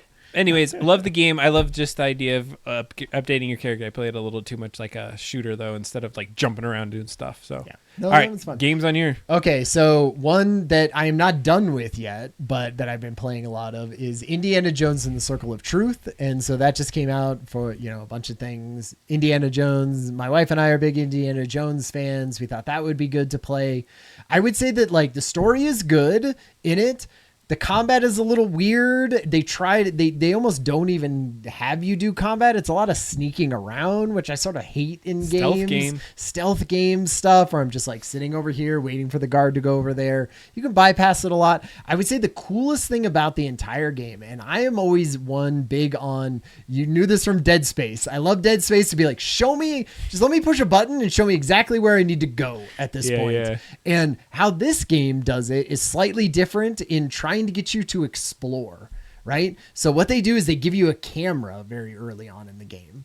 And part of it is it's sort of the same thing. It has a upgrade system for how hard am I punching people? How much am I getting hurt? How much does my whip hurt?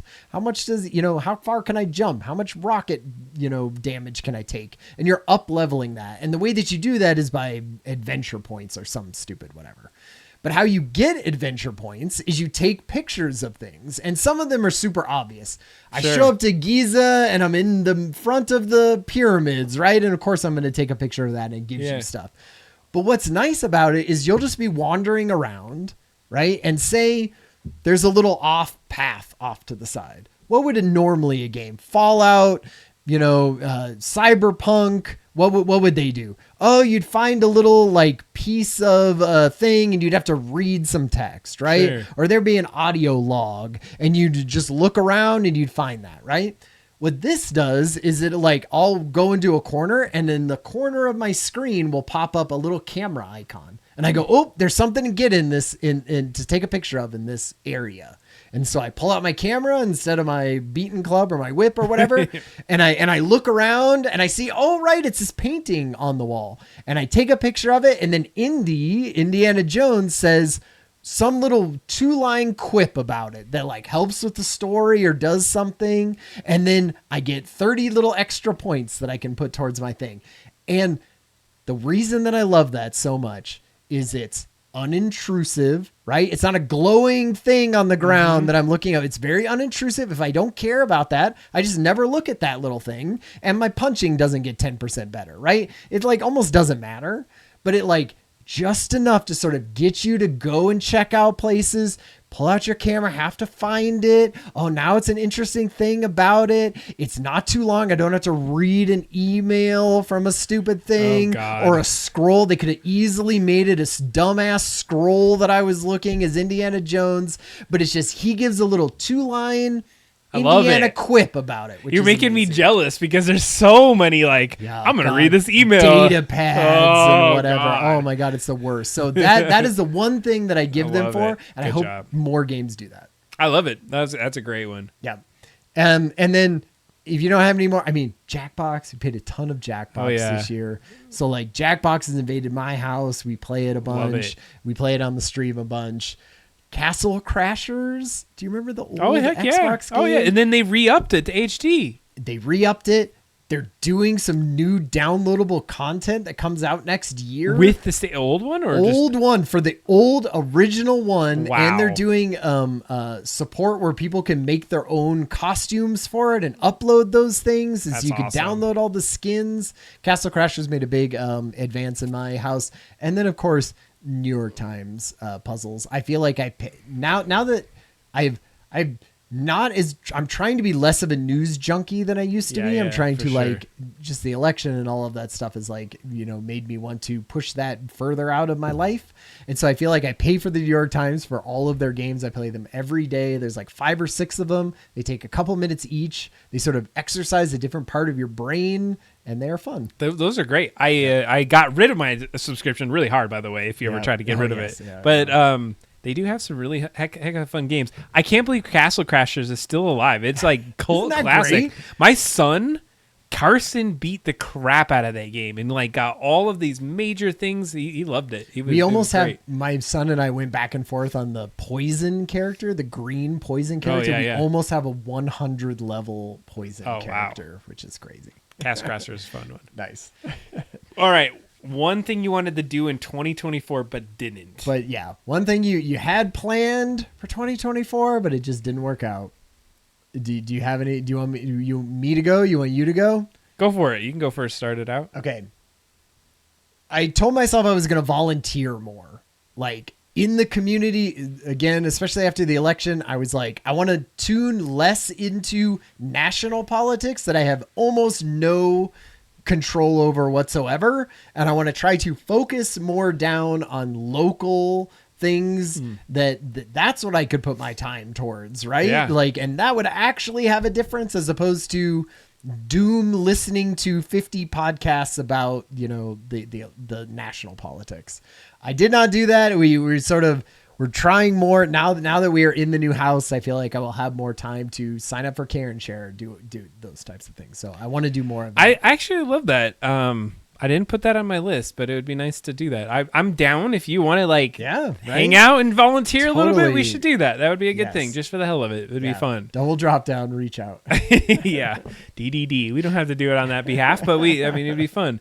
I said I'll just give you my 2 quick ones because they were a little bit around that. What I want to do more of. There's so many things there's so many things I want to do more of. I would say in a general, I didn't write it here, but I thought about this list is I do like to go on kind of adventures and do a bunch of stuff outside, not necessarily hiking adventures, but just new experiences that are sometimes just off the top of your head. I'm going to go do this thing and I'm going to go and enjoy it. And I'm going to have more of those adventures, which I didn't get as many as I probably would have wanted. Probably taking the kids out, hanging out with my wife more, doing that kind of stuff. I would have loved to do more of that.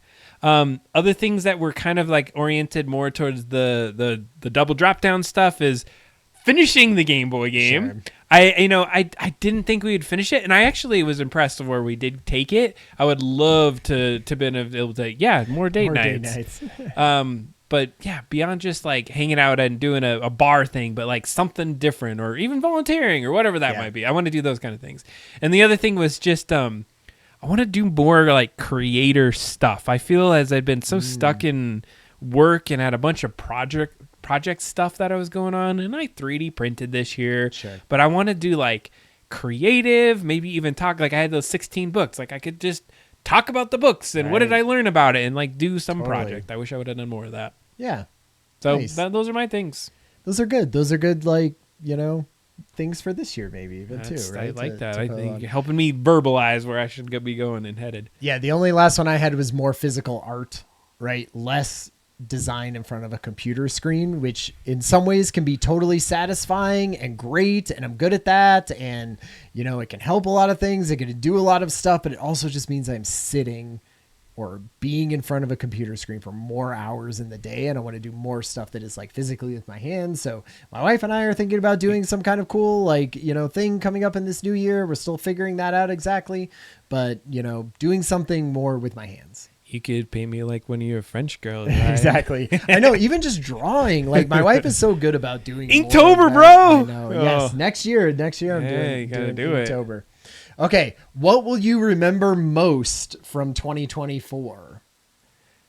All right. You want me to go? Sure. Do one.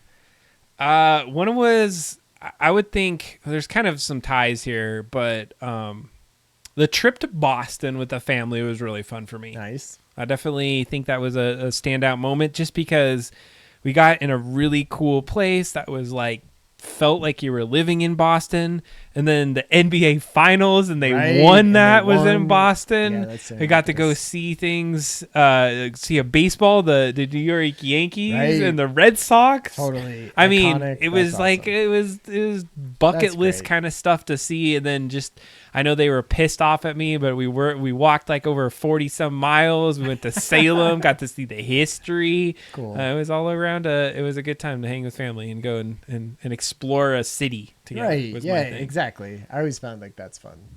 That's a fun one. Okay. What do I remember? I mean, I'm going to lump home, like buying this house Yeah. and the election are both like over just present things in my life that I will like, they span a bunch of these categories of things that I thought about, things that changed me, things that, you know, I never did before, things that like freaked me out, or things, you know, all of that stuff changed my media habits. Did all those things. House and election are going to be, so I don't even want to, those are two things that I will think about. I would also say that, Extra Life Hell yeah. is a big one. I will remember that every year that we do Extra Life. I feel like I will remember that for that year, because that is a crazy, amazing, just feat of effort.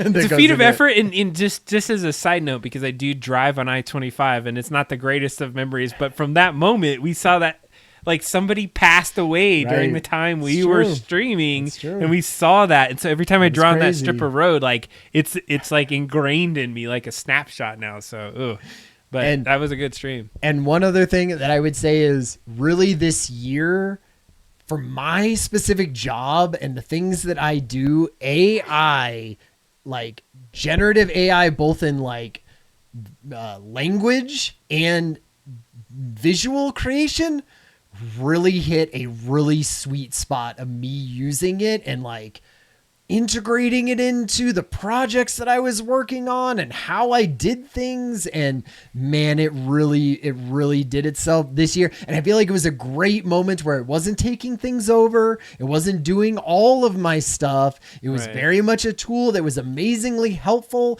and made me and allowed me to do even more creative and cool projects this year.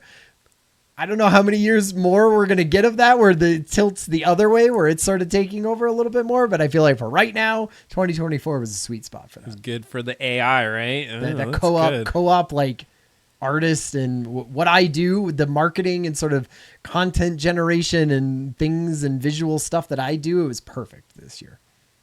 That's Keep it this way. That I'm fine with it plateauing out for a little bit, to be honest. Yeah, I would like to see that. I've seen it integrate from the IT world. I've seen some of the stuff that they're like cooking up, and I'm Planning, like, I don't know. So I had a couple more things. So my kids both are in high school. Yeah. And so I couple that with feeling older. Right. Like the fact that I have some friends that are having babies, and I'm like, my babies are in high school and talking back, and they're like just a couple years away from going to college and doing that kind of thing. So a definite feeling older and wanting to be, more ingrained in doing this work, and like time's fleeting. So I want to make sure I'm not wasting any moment. Right. That's why I love doing this and hanging out and having these creative moments. Exactly. I'd say like a little standout moment that was fun for me, because I haven't been hands-on or touching, is Inktober too. It was fun to like really challenge myself, and I remember doing the drawings for the first 4 or 5 of them where I was like, I am only using a pen, and even if I mess up, I'm going to work through it. And so I did that for like 4 or 5 days. And I was like, no, I got a pencil and then ink it. Yep. But those first 5, like my second day, I think I like nailed my best drawing of the entire month. And I was like, I'm going to have all of them like that. And then couldn't even like hang in there. So that was fun. But that's a good experience, right? Would you do? And so you're thinking about doing it in next year's? What was memorable is that I was like, I haven't done this before, so I did it. And as I was doing it, then this thing came out at work where they had this big display cabinet. And then I was like, I want to put my stuff in there. And I saw some students who I'm like, I'm not going to mess with their stuff. But I noticed that they weren't doing stuff, and they were just using, like, not even on theme. So I went, and I had been sending my things as images on Discord. So I just started printing those out at work and giving them to this guy to like, put this in this cabinet. And they made this beautiful like way to display all my art in there. That's so that happened, and I was like, I don't know if anybody got to see any of my stuff because nobody really said anything. So then I was walking around, like, it was in the middle of November, and this girl, like, I saw her in the cafeteria, like, oh my God, you did so amazing on that Inktober. Great job. I was like, hell yeah. Totally. That's always great. So it was a fun moment. That's awesome. Yeah. That was cool. I'm definitely, now that I have more time. Yeah, I'm anxious to do that.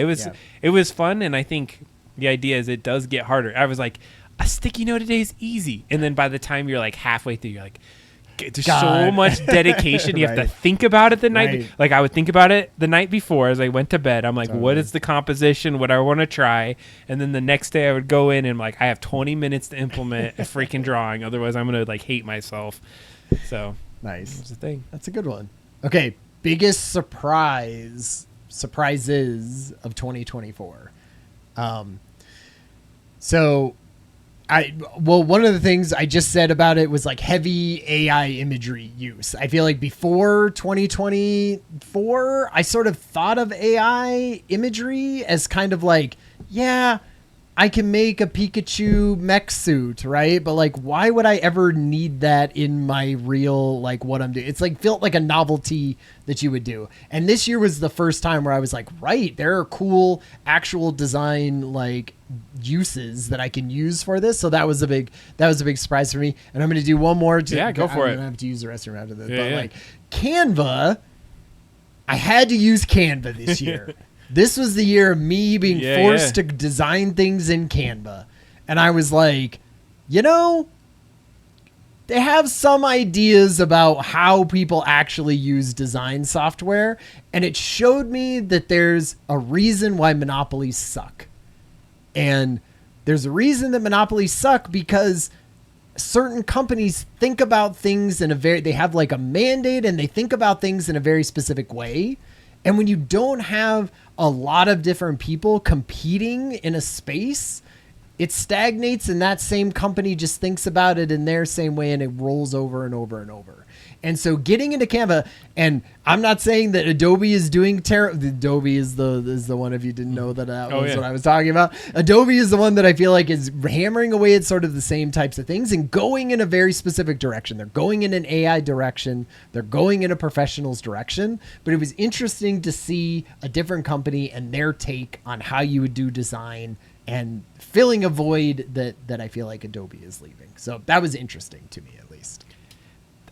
It's interesting that those are surprises. I looked at my surprise of this year as well, and I was like, I don't really have any big surprises. Like I kind of took it almost too literal, and I went more with the theme of double drop down on this one.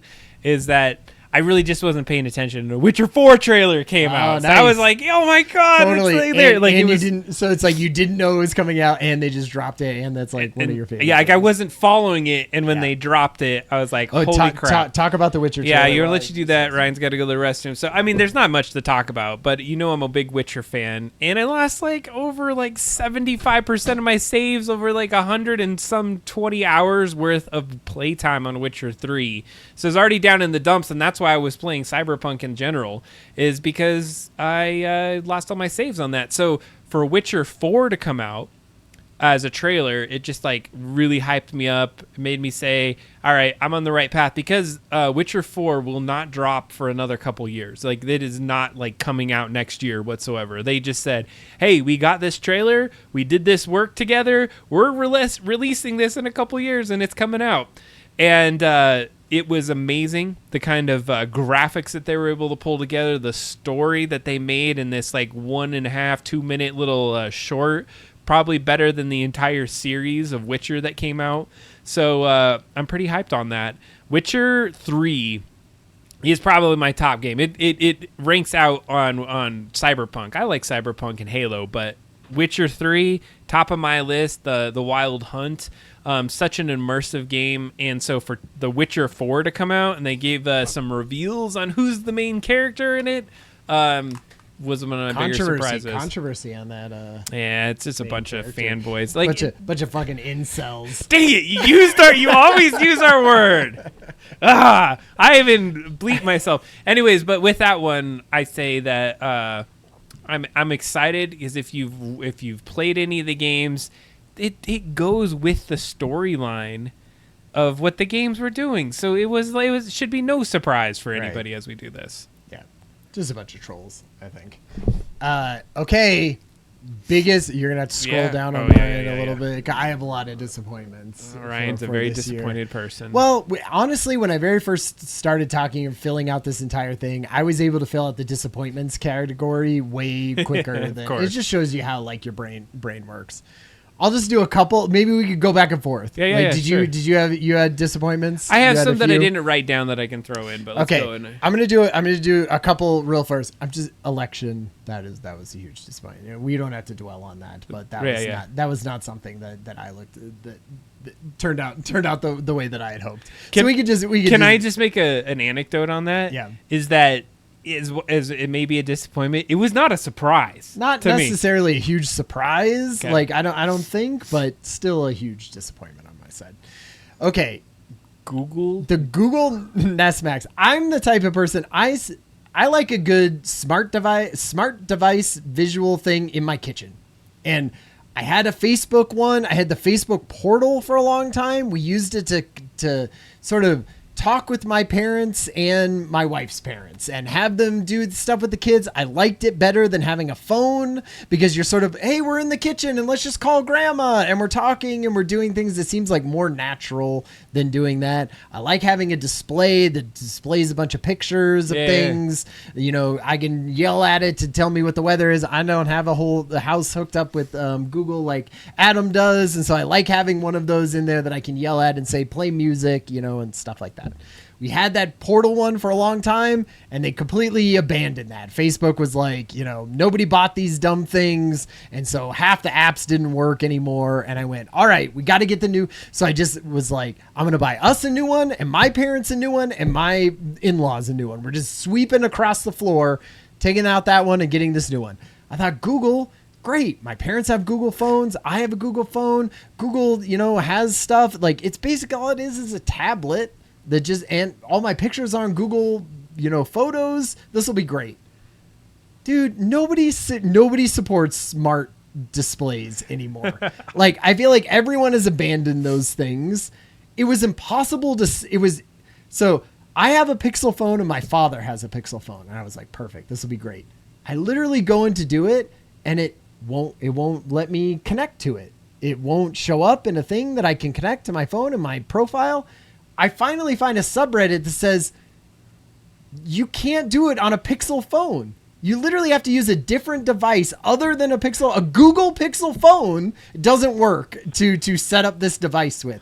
I had to get an old tablet, an Android tablet out of the God. Plug it in and charge it for the first time that had my thing and sign up for it and do it that way. And this is 2 years old and they haven't fixed it. You know, I'm finding 2-year-old subreddits telling me the exact same thing. So anyway, it has been a janky thing. So what is it? It's just a honestly, it's a display that's about the size of a tablet. It has a larger base. It sits on there. All it could literally just be a tablet. You know? What does it need to do? It needs to make Google Meet calls or whatever Duo calls. It needs to show pictures, and I would like it to play YouTube videos or Netflix, right? Like, easy, put those apps on there. The apps on this thing, I go to play YouTube. It just says at the top, here are recommended videos from YouTube. And that's the entire, I can just playlist. I can't search. I can't go to my recently done. I can't go to my subscriptions. It's just, here's videos. Here's 10 videos we thought you would like. And that's it. Netflix, like, I can't. But you can't cast to it? So I can cast to it. I can't cast Netflix to it, though, because Netflix no longer supports casting to the Google Nest Max. It's an abandoned thing. Like, I just bought a whole bunch of these, and I can tell I'm going to be doing the exact same thing in 2 years to whatever other thing comes up with. Well, thanks for the heads up on that one. So, not great. All right, do a quick hit of these next couple, and then I'll jump in on one. Avatar Last Action series. I knew that wasn't going to be that great, and it definitely disappointed. Every remake of something that used to be in a different visual medium, the cartoon mostly, and now has a live action remake, are terrible. Did it have bad reviews? Mixed, but it's more like, why do these things exist? You had something that, yes, was a cartoon, I suppose, but like lasted over a longer series, did all of the thing. It's like the live action series don't need to exist. You already had a great thing in that. I don't need a live action Aladdin. Aladdin, the cartoon, was an A+.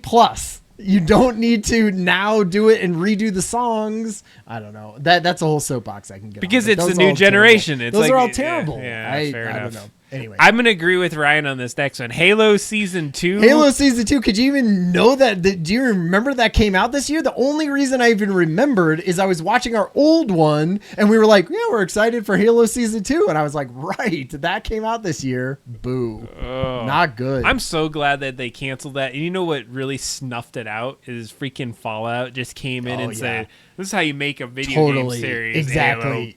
Exactly. I think that is exactly what happened. Because that's right when they canceled it, is when Fallout came out and everyone went, yeah, that's what we want our video game series to be like. And Halo went, yeah, sorry, we didn't do that. Just shut the whole thing down.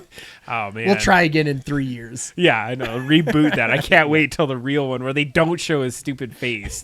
Bury that. Okay, you do some, Adam. All right. Well, mine are like more philosophical and stuff like that. So biggest disappointment with 2024, it's just that it's like this post-COVID world and the apathy and general motivations of people seem to just be like this is Adam the leader down. talking, I feel like. I mean, yeah, but it's also just out there. I just feel every people like there's this like this general like I don't know if it's laziness or what it is, because I don't want to call people lazy. And there's other factors that are making this happen. I'm sure it's a bazillion things, but I've just felt it more. I'm like, let's try to get things done and be positive and like figure this crap out. Yeah, it sucks, but like, don't be all down and crap about it. And people are that way. And it just like makes everyone suck. It's like wallowing in it or ruminating in it a lot, right? It's like the doom scroll of just life. and just generally being like, you know, you are choosing to this now. Right. You know, like people don't choose to be depressed, and you can't just like get yourself out of it. I'm not trying to like get on mental health things. It just felt that like a lot of people, they're just like apathetic, and I meant this inside and outside of work, lack of goals, lack of trying to do things with their life and move forward. So maybe it's just me feeling like I'm in a lull point, but I like that was my disappointment. I was like, I wanted to like do some stuff and get some people that are hyped on it. That was one of my things. So Definitely not specific to those things. Mine are very like media things. I know, and I was like, I was probably in a different mindset when I was reading through some of these things and thinking about it. So these will be quick then. I could do mine like sort of quick. So a new Miyazaki film came out this year. Miyazaki is like the director of all these amazing Japanese anime movies like Spirited Away and Howl's Moving Castle. He's like older now and he keeps saying that he's going to retire, and then he goes and retires for 6 months and then comes back because the next one is so amazing. This is supposed to be his final one. And I was like, yes, I'm going to watch this. And I don't know if it's just me or if Miyazaki is just like so leaning so hard into like certain parts of his style. But I was like, oh my God, this is so slow. This is like the slowest movie in the entire world. And I don't think the visuals like make up for it enough. Like maybe it's just me and I don't have the patience for it anymore. But my whole family was like, are we still watching this? Like we came back to it multiple times and it was just one of those things where it's like, yeah, man, I feel like that is a type of movie that maybe like just does not work for a mass audience anymore. And it's sad, but I don't think it got okay reviews, and stuff, but it's just like not the bangers that he used to be doing. And you're like, you should be giving this up to your son, right? Or somebody else that could be doing it in that style and doing that. Just because it felt like old, and I don't know, that's a sad thing, but it's that. So when do we have to hang up that? Are we too old? I know, it's true. It is the thing. It's true. I'll do one more and then I'll give it back to you. There's a House of Dragons season 2. That's a Amazon Prime thing. I didn't watch any of the. I've read a few of the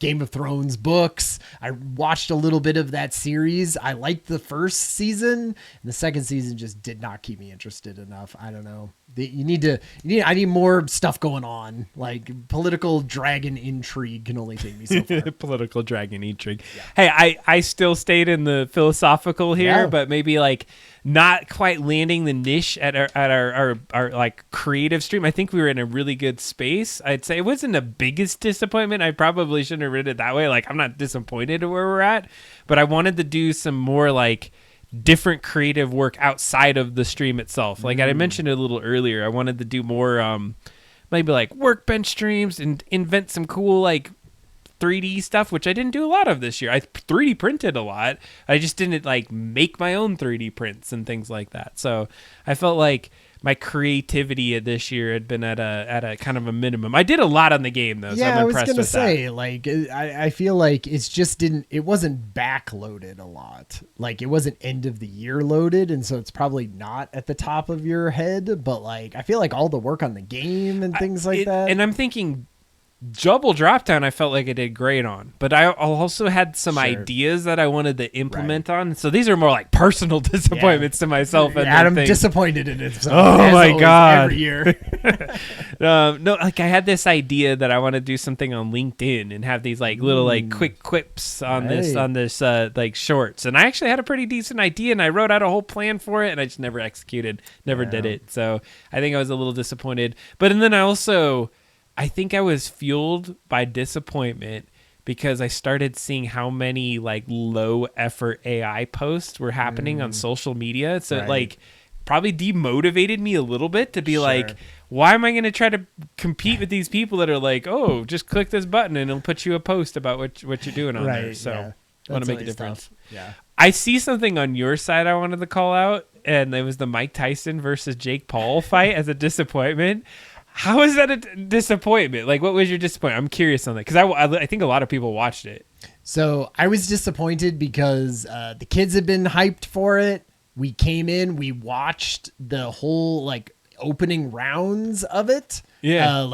And those were amazing. Like amazing in the sense that they were like beating the crap out of each other. Like the girl card beforehand and the guys, like they were going for it. They knew they were on Netflix. They knew that they were going in right before Tyson, and they put on a hell of a show. And then it got to the Tyson Jake Paul and we couldn't watch it. it kept freezing, kept shutting and throwing us out of Netflix. I didn't get to watch a single punch. Oh, really? Of so Tyson it was do because that. of the you crashed Netflix. I do. You know, we were psyched. We had our little pizza, and we had Oh made my it. God. Like we had made it destination watching. We were like, we're gonna watch the Tyson fight, and it didn't start till freaking 10:30 or something like that. It was ridiculous. And then I was like, oh man, you know, and then it wouldn't work. Serrano got robbed is right. I think it was the female fight right before that. That's the one that PO'd So a good. lot of me. Yeah, and she, So like good. Serrano, how did she not freaking win that? It was. I'm serious. Like, what the fish? That like gets me riled up, and I'm not even a big boxing fan, right, at all. But It was one of those ones where it was the first time the children and I had watched real like fighting and it really, you were like,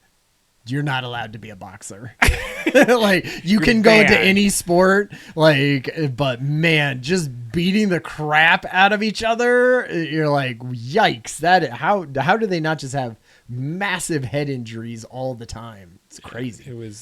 Well, I would say I did not have disappointment, so to speak, from it. Like, so we had the same issue. It was glitching on there, so it wasn't my internet, Stealth Mouse, but it was like somebody's watching it upstairs. We were watching it on the phone down here. We were watching it on Netflix, and like we had 3 devices in one household. We were trying to get which one was the best. Yeah, we did that too. You know, we were like, oh, it's playing on the Xbox, and now it's playing on the TV, and the TV is slightly working for a few minutes. You know, it was a disaster. It was a disaster. Shame on you, There's Netflix. the class action lawsuit against Netflix. Is there? Yeah. Really? Yeah. Interesting. Well, in any case, that happened. It was not great. But I thought the fight itself was also, you knew Tyson wasn't going to do anything, Yeah. but like, I feel like he did not, like, he was like, just lose and you'll get your millions, Tyson. Like, that's all you have to do. No, I think it was more like you can't put a 60-year-old guy versus a 30-year-old Yeah, but guy. did you see him fight before? They had all these other things where he was throwing it. There was one point where he punches Jake, and Jake goes like white, like he's gonna pass out. And right after that, then Tyson stopped throwing. Not to say that he would have went all the way through, but Obviously, I have almost no opinion because I didn't get to watch it. I've seen like, oh yeah, exactly. The thong interview with his son. That was his son who was interviewing him. Oh yeah, that was the great. thong. And he just turned the camera. Well, I think that this whole thing was a show because, you know, stepping on his foot and then slapping Jake, Sure, like they totally. just made it drama all the way through. Is what that Don was King about, so. couldn't have scripted it better. All right, did you have any? Okay. The only other things that I had: Umbrella Academy season 4, not great. Their very last one. There's an Audible series called the Bobaverse. That is it started out an amazing science fiction only for Audible, narrated by an amazing person, and about AI and sci-fi. Really fun sci-fi topic. I'm 95% away through the 4th book and not great. And then I was kind of disappointed with Sora. Like, I thought it was going to blow our socks off. Thought it was like hidden behind the scenes so to make sure that no one could, you know, make the next crazy disinformation video with it. And playing with it, you're kind of like, it's a little like these other video creation software. So we'll see if it turns out, but I was a little disappointed in it. Well, I'm. This was great up to this point. Now we're to the predictions, right? Yeah. Or, okay. I mean, here's our. So if you have, I see we had a couple more jump in on the stream. If you're hanging out with us today, you know, we are excited to have you with us. So just call it out if you are having your own predictions as we go through. We've just spent an hour, 2 hours. 2 hours. 2 hours. This is just us chit-chatting tonight. This is the talk show all the way through. Yep. But we've been talking about what we did last year, what our predictions were. Yep. Kind of there. Doing the reckoning of what did we get right and what did we get wrong from last year's predictions. So now, and then we talked about some of the cool stuff we saw in 2024. So we're getting now to 2025, and let's jump in and let's talk it out. So what do you want to talk about first? So, well, before we do predictions, or is there just what are you looking? Well, let's see. What did we do? Do we have to do biggest story in tech for 2024? I don't even think I put one in there, but the only thing that I had biggest story in tech for 2024, that was a million, obviously. But I just said AI devices are bad. Like all those little rings and necklaces and, extra little glasses and all that kind of stuff that they tried to cram, a generative AI into, that they were all pretty poorly received. And I don't think, we're just going to have another wave of those next year, but we'll see if those are better because these ones were not good. As I thought about this one, it was hard because AI is the top of the list. Sure. We talked about it all year. Right. AI is the thing. I'd say the biggest story for me in AI is just the power that it's going to take to continue evolving what we're creating, and that it's absolutely going to detriment the environment to do it in the current path that we're on, right. And that most of the bigger corporations and the industry that is using AI is just like doubling, tripling, quadrupling the power consumption that they're doing with that. Right. And so as we talked about AGI and where we're headed with that, I had read or had listened, and I don't know if we talked about it on the stream, but they were saying that they did some computations on the amount of power it takes to do like a human brain, and if you were able to relate it to what it would take to do that amount of calculations, and they're like, we just do not have enough power to generate an AGI. Like, we always think about it, you could put it in a robot and that robot's going to have AGI. They're like, no, you're going to have like a crazy amount of data centers and other things. And you had mentioned this earlier. It's a technical constraint. We haven't thought our way through that. I heard quantum computing. Right. It was happening this year as a big thing with Google. So I would say, from the biggest story from tech is that we're starting to hit maybe a little bit of a ceiling of where our current trajectory of what we think we need to do with AI. And so it's going to be interesting to see where we can kind of divert off. Is there something new out there that's going to create something a little bit bigger? I think that hitting that maybe is that stopping point for us for a little bit. Maybe it can still escalate a little bit more, but I don't know if it's going to be able to. I do think that having some sort of physical infrastructure limitations is probably a good thing. Like, we don't want it necessarily to just exponentially ramp up until it's just I think it's better if it's a slower ramp up.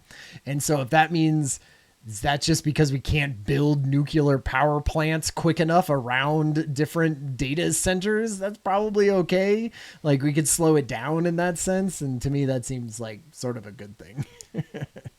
And so I think we're much more to come with AI. I would say that it's integrated. And so I wouldn't say this biggest story, but to build onto what you're saying is that this next year, I suspect that a lot of the little nuanced indie kind of AI integrations are going to go away, and we're going to start to see some more cohesive experiences around AI that does multimodal kind of things in certain, like, walled gardens of AI, if you will. Yeah, I would say so. Okay, so again, I feel like we we went very different routes for our what are you looking forward to in 2025. Yours are more like personal things, and I'm like, here are media things. Well, you said personal, right? Oh yeah. Well, whatever. So do you want to hear? I could do a couple. Yeah, it's funny. Like Little Nightmares 3 and Hades 2, I had on my list last year. They were supposed to come out this year. They didn't come out. They didn't come out. So next year, Switch 2. I'm excited for a Switch 2 because we need another Switch. Wait. What's a Switch 2? Switch, the second Switch. It was Nintendo was going to announce it. It was like on this thing that they were supposed to announce it this year, but they didn't, and so announcing it next year. Oh. Anyway, Nintendo always does fun and different usually things with hardware, so it'd be fun to like see what the next thing is. My Nintendo Switch is a launch Nintendo Switch, so it is falling apart. I just like need the new one so that we can buy it and move on with our lives. And then the only other thing that I had is just maybe I'll do some like actual personal ones when you do yours. Yeah. But just media things.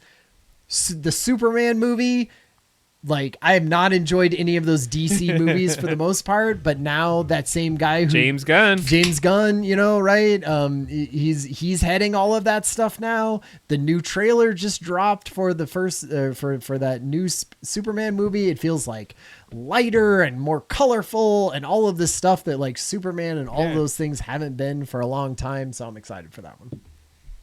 I like the media kind of focus on some of those things. So, for myself, what am I looking forward to? Is that what we're on? I'm looking forward to. I'm looking forward to developing more advanced video game development skills. So I kind of talked about that last stream, is that I'm a little hyped because I think I'm gonna either do a Game Maker or Godot is kind of where we're at, probably Game Maker. Why I'm so excited about it is that when we first embarked on the journey to do a Game Boy game, I had really no experience. Like, I had some coding experience, some other things behind the scenes, but not enough to be like, oh, can we make a game? Right. And it built up some confidence in me that, all right, I can learn this, or at least get like a good piece of it. Nice. And so I'm looking forward to applying what I learned this last year. We're still finishing a big chunk of the Game Boy game. That's happening. But then the side, and we're going to parallel it, I'm going to try to start applying that. And why I'm excited about it is I didn't know, I liked the idea that I had constraints on the Game Boy game all the way until I realized those constraints enough to make me dislike some of the constraints. Sure. Because it limited some of our creativity, and I think I pushed it, and you and I helped do this together. Like, I figured this is what we can do, or at least as much as I know. And I want to be able to do like some extra things that I 100% know the games cannot do on a Game Boy platform. Right. Yep. And so for us to tell our story and to have some more fun, being able to advance my my video game and development skills, I'm excited. Yeah. No, I'm excited too. That's another one I'm excited about. Well, I mean, that's the getting the hands on and having the creation. It should be fun because then I don't know. We play so many games and we do that. It's we want to be in that world. Yeah. Okay. I already did. Was there other things you're looking forward to?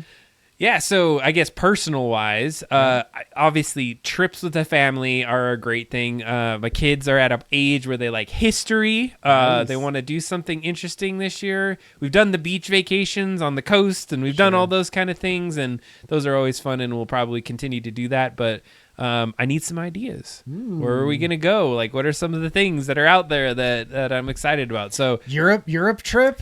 They have been talking about that. They're like, let's get our passports. Let's go. That was top. They were like, let's go to Europe. Do like a art one or something? Or where you go on the bus and you visit a bunch of places? That's the way to do it. Yeah. That's the European tour. Have you been to Europe?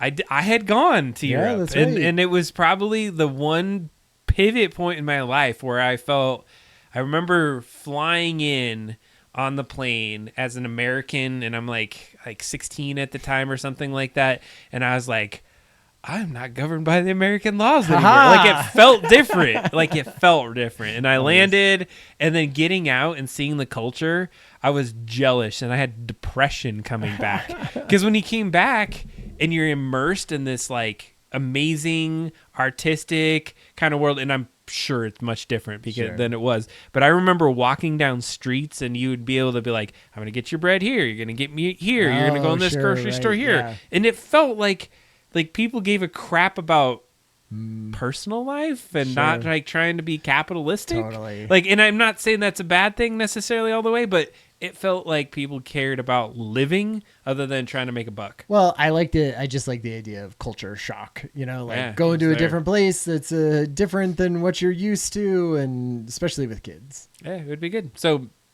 I don't know if we can nail that for this next year, but because I think it take probably a little bit of planning to get, a multi-country kind of trip going on. But that would be something I'd do. The other last thing is I want to finish my tattoo, which I've been working on my arm right here. Nice. So I got a little left on the back there. Nice. Yeah, see that right there? Just a little bit left. It's a little bit left. So I'm excited for that to happen. Quite a journey. It's been like since 2020. I think it was 2020 when I turned 40. Is when I started it. Nice. So I'm excited to get that finally done. Man, that's a good one. I'll add one. My wife and I have been trying to do this like craft thing we were coming up over the time. And so it made me excited for 2025 and like doing some more physical art with her. And are you going to tell us what it was? Well, I was like, I don't want to say too much about it just because we haven't even finalized what it is or anything like that. But it's going to be like us trying to do some sort of physical piece of something. And I realized that I was never going to do physical art if it didn't have, I mean, it's silly to say, but it needed some kind of business, or it needed some kind of push in a direction of going and doing, and like having that. And it just wasn't going to do it if it was just like me painting in a room for no reason and putting it in the closet or hanging it on the wall. And so having something where my wife and I are doing something and we're creating a thing and we're going to go out and, Etsy it or sell it or do something. We haven't even figured that out that far, but just the idea of like doing something with her, which is fun because we haven't done a big project, her and I, in a while, and doing something physical.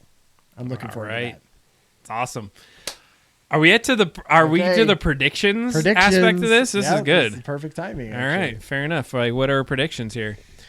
Okay, so we had one safe pick and one wild pick. Did you stick to that? I just sort of wrote a bunch of things. I think we probably spent a lot of time on that and got to our predictions, and then I was adding some of these, but I don't know which ones are exactly safe or which ones are. I'll do two for each. Go for it. Yeah. Okay, so the safe pick. Okay, I have two. I think that because of how bad the VR goggle stuff did for Apple, and the only thing that really came from that was a little bit, you even talked about it, of like the bringing up screens, the sort of productivity side of that. I think everyone is going to start ditching VR for AR next year. I think like VR, we have given it almost a decade at this point to try to figure out what that killer app in VR is. And I feel like it doesn't exist. Somebody would have figured that out by now. They have spent billions of dollars, and tons of smart people have tried to think of what that is. And I just think that there's a technology limitation to what is happening and the inconvenience of putting a thing on your face and doing all that. And I think the only thing that can save it is less like, what was the one that you showed, which was like the glasses that just had the little heads up display and sort of gave you your little text message thing. And I think they're going to regress and be like, okay, what if it was a simpler, sleeker thing that did less and was just maybe more convenient? And I think they'll find that in AR, and they can make it like a smaller, glasses that you wear and all of that stuff. I just feel like that's the direction they're going to move. I love that one. And to put comments on it is that VR is so immersive, it takes you out of this reality, where AR kind of like, it gives you some virtual pieces in a real world so you can interact in the same world. And so I love the concept of that blend. I think there's a good hybrid case for being able to do that. I think I saw a meme the other day, and they're like, how you can work out in the future. And I don't know if you saw this. I don't know where it was posted, but some guy's doing like a plank, and it shows him like there in like a regular gym doing a plank, but then like his AR, not fully VR thing, like shows him like on a tree stump and his legs in a window and kitties like going over his back to get out of the place. And so every like scenario of him doing something, he was like holding up some like weight or whatnot, and you're like, oh, he's gonna drop it, but then it like cuts to his AR version, and cats are trying to get out from under the car he's about to drop. And so I like the idea that it gamifies your life, or like you're cooking an egg and you have to like move it across the pan and like get it in a little circle that's on those things just to like get the right amount of cook on it or whatever, and it helps you to do the things that you're thinking about. Yeah. So I just think AR. But the thing is, like, what is I guess AR hasn't blown up to the levels that I would have expected. You could do AR in your phones and some of your other stuff, right? Yeah, but because I feel like the issue is they're trying to go too big, like with VR stuff. They're like, or even the AR that they have right now. Like it doesn't need to be a fully gamified workout of like all these different things happening and doing stuff. I feel like if you could take normal glasses and you could sort of give me the little heads up display that gives me some notifications and gives me some of those interesting things and lays over a little bit onto my life, but doesn't look like I'm wearing giant ski goggles the entire time. Like it doesn't need to represent my face and show that as a video out of my eyes. It's like too much, the goggles are never going to make it. The technology needs to speed up to make those smaller and just be contacts that are in my eyes, or it needs to be less and maybe just slightly more convenient and in a more usable, functional product. I love it. All right. Well, you want to do another one? No, go ahead.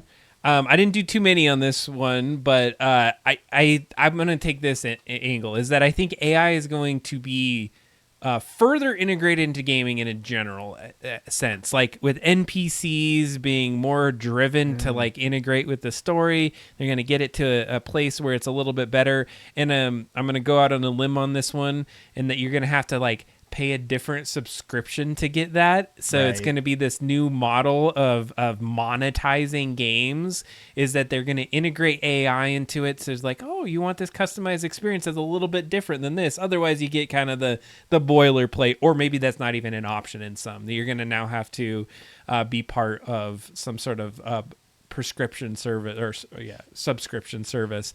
The other thing is too that will rise in more of the cloud-based gaming and needing that to be part of that environment. Yep.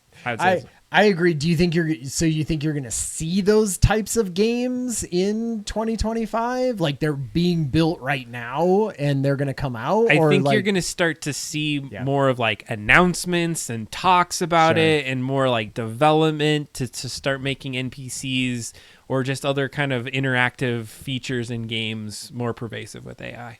I had one of a sort of a glom on to that one, which was, I don't think GTA 6 comes out this year because I think they want to integrate AI stuff into it. And so they're going to be like, we have it, but it's not going to blow people's socks off the way we want it to. So we're going to build in some of those things into it so that so it's going to push it back.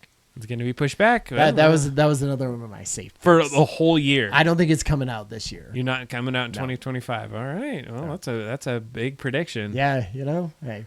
Is that your second? No, those are my simple ones. Those are my safe picks. Okay, do we want to do bold ones? Yeah. Okay, so my two bold ones are, one, we see our first bipedal robot out in the wild in 2025. Somewhere, something, and it could even just be a marketing stunt or something that Walmart pulls, and they're trying to say, hey, look, we got our robot and he's stocking a shelf, or he's helping out. And I physically see one in real life sometime in 2025. That's great. I'm glad you pulled out the Walmart. Sam's Club has a robot that washes the floor. Have you seen that? Oh, no, I haven't. No. It absolutely is an AI robot that goes and washes the floors there. So totally, like, you almost nailed it. I just feel like they're coming along enough that somebody's gonna try it. Somebody's gonna try it and have it out there. And then my other wild one is, we're gonna see.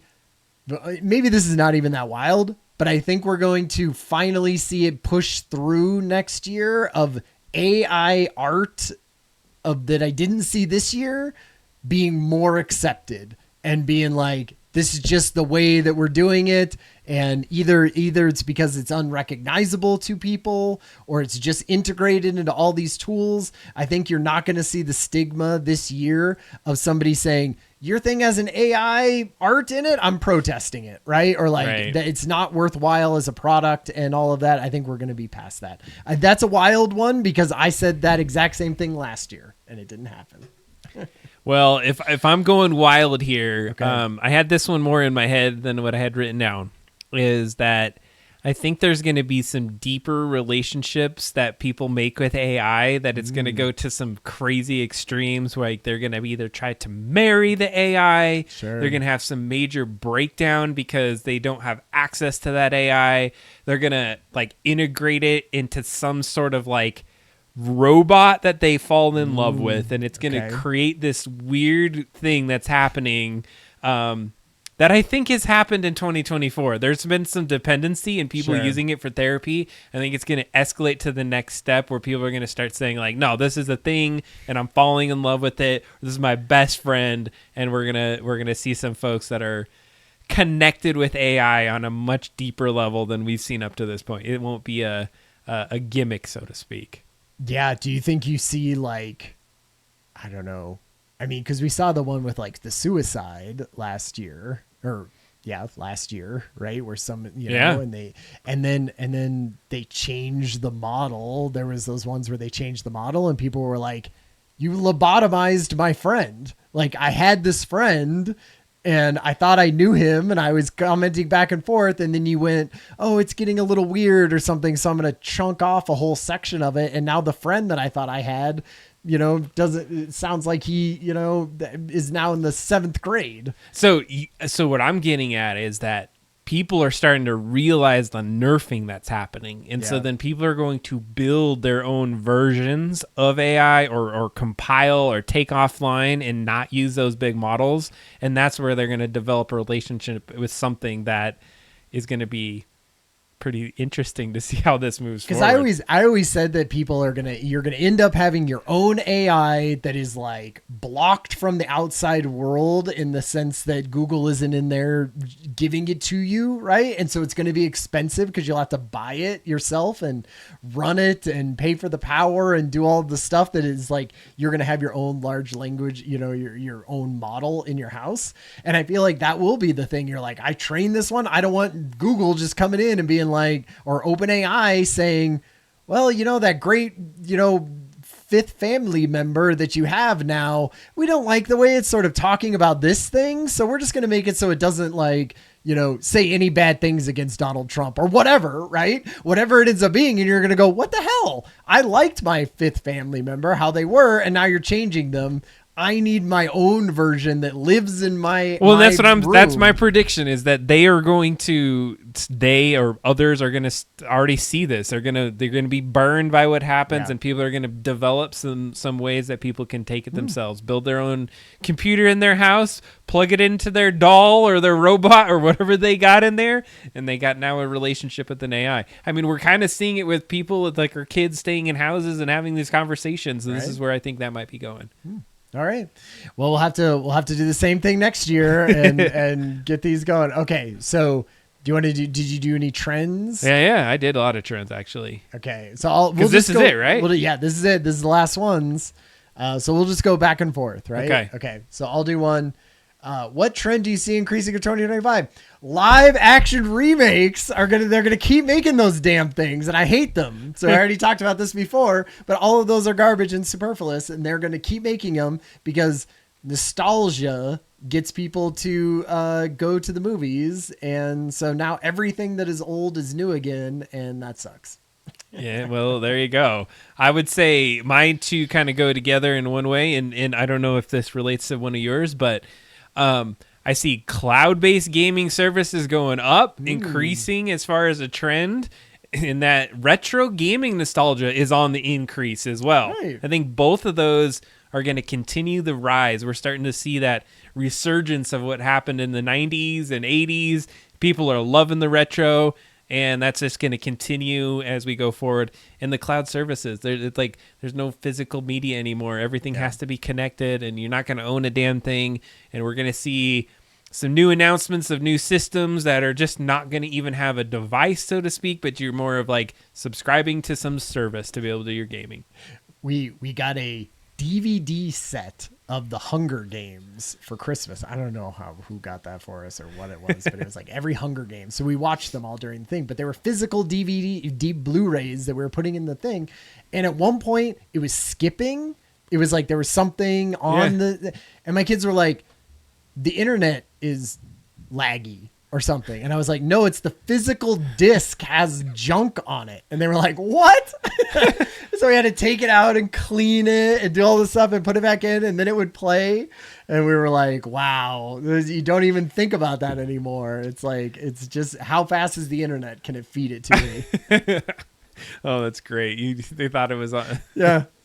Well, I mean, that's, I think where we're at. And it also puts us in this weird space too, where we're so dependent on this interconnected We kind of don't own internet anything, culture. No. right? Like you buy it on something, they could change it in the background. They could do any of. But those how things. like depressed and screwed would be if the internet just got pulled out from under you. Right? Yeah, exactly. If the internet goes down, it's gonna be riots in the streets. All right, your next one. Okay. I would say a trend of kids disinterested in classic entertainment. And what I mean by that is just sort of the normal way that I think of TV and movies portraying entertainment, which is sort of that 3-act structure, right? Of a story, and it's got effects, and it's got a hero's tale, and all of that stuff. I feel like I see it less with my 14-year-old. My 14-year-old still, we watch movies, he watches Disney Plus, he does things. But even them, like, and even us, like, we're watching a lot more Twitch streams now, which like aren't in that kind of classic storyline. It's more just talking and riffing on things and quick cuts and let's talk about this subject now. And like, that's great.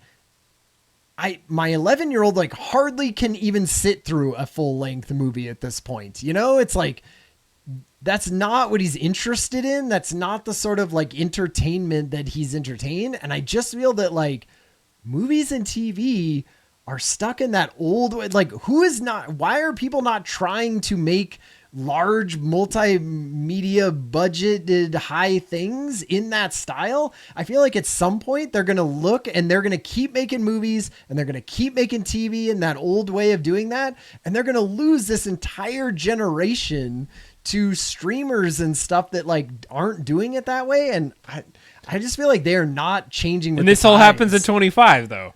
This is what I'm saying. This trend is increasing. I see. That I see. young people don't give a crap about the 3-act structure and the hero's tale. That they care more about just streaming and videos and things like that, and very short form content that doesn't match up to that, and that just keeps going. And I agree with a piece of that. And so if I would, do an add on to that, is that's what I'm seeing is this like disinterested in one kind of mode of entertainment. You got to have your phone there, then you have to have your screen up, and you got to be playing some games and doing multiple things all at once. One of the interesting things, just to give an anecdote on that one, is I was talking with my kid about watching a movie, and he's like, I already watched that on TikTok. I'm like, what? You didn't watch it on TikTok? They're like, yeah, everybody posts a bunch of little different clips and like pulls them all together. And then like the commentary in between in the over. I was like, that is not watching that movie.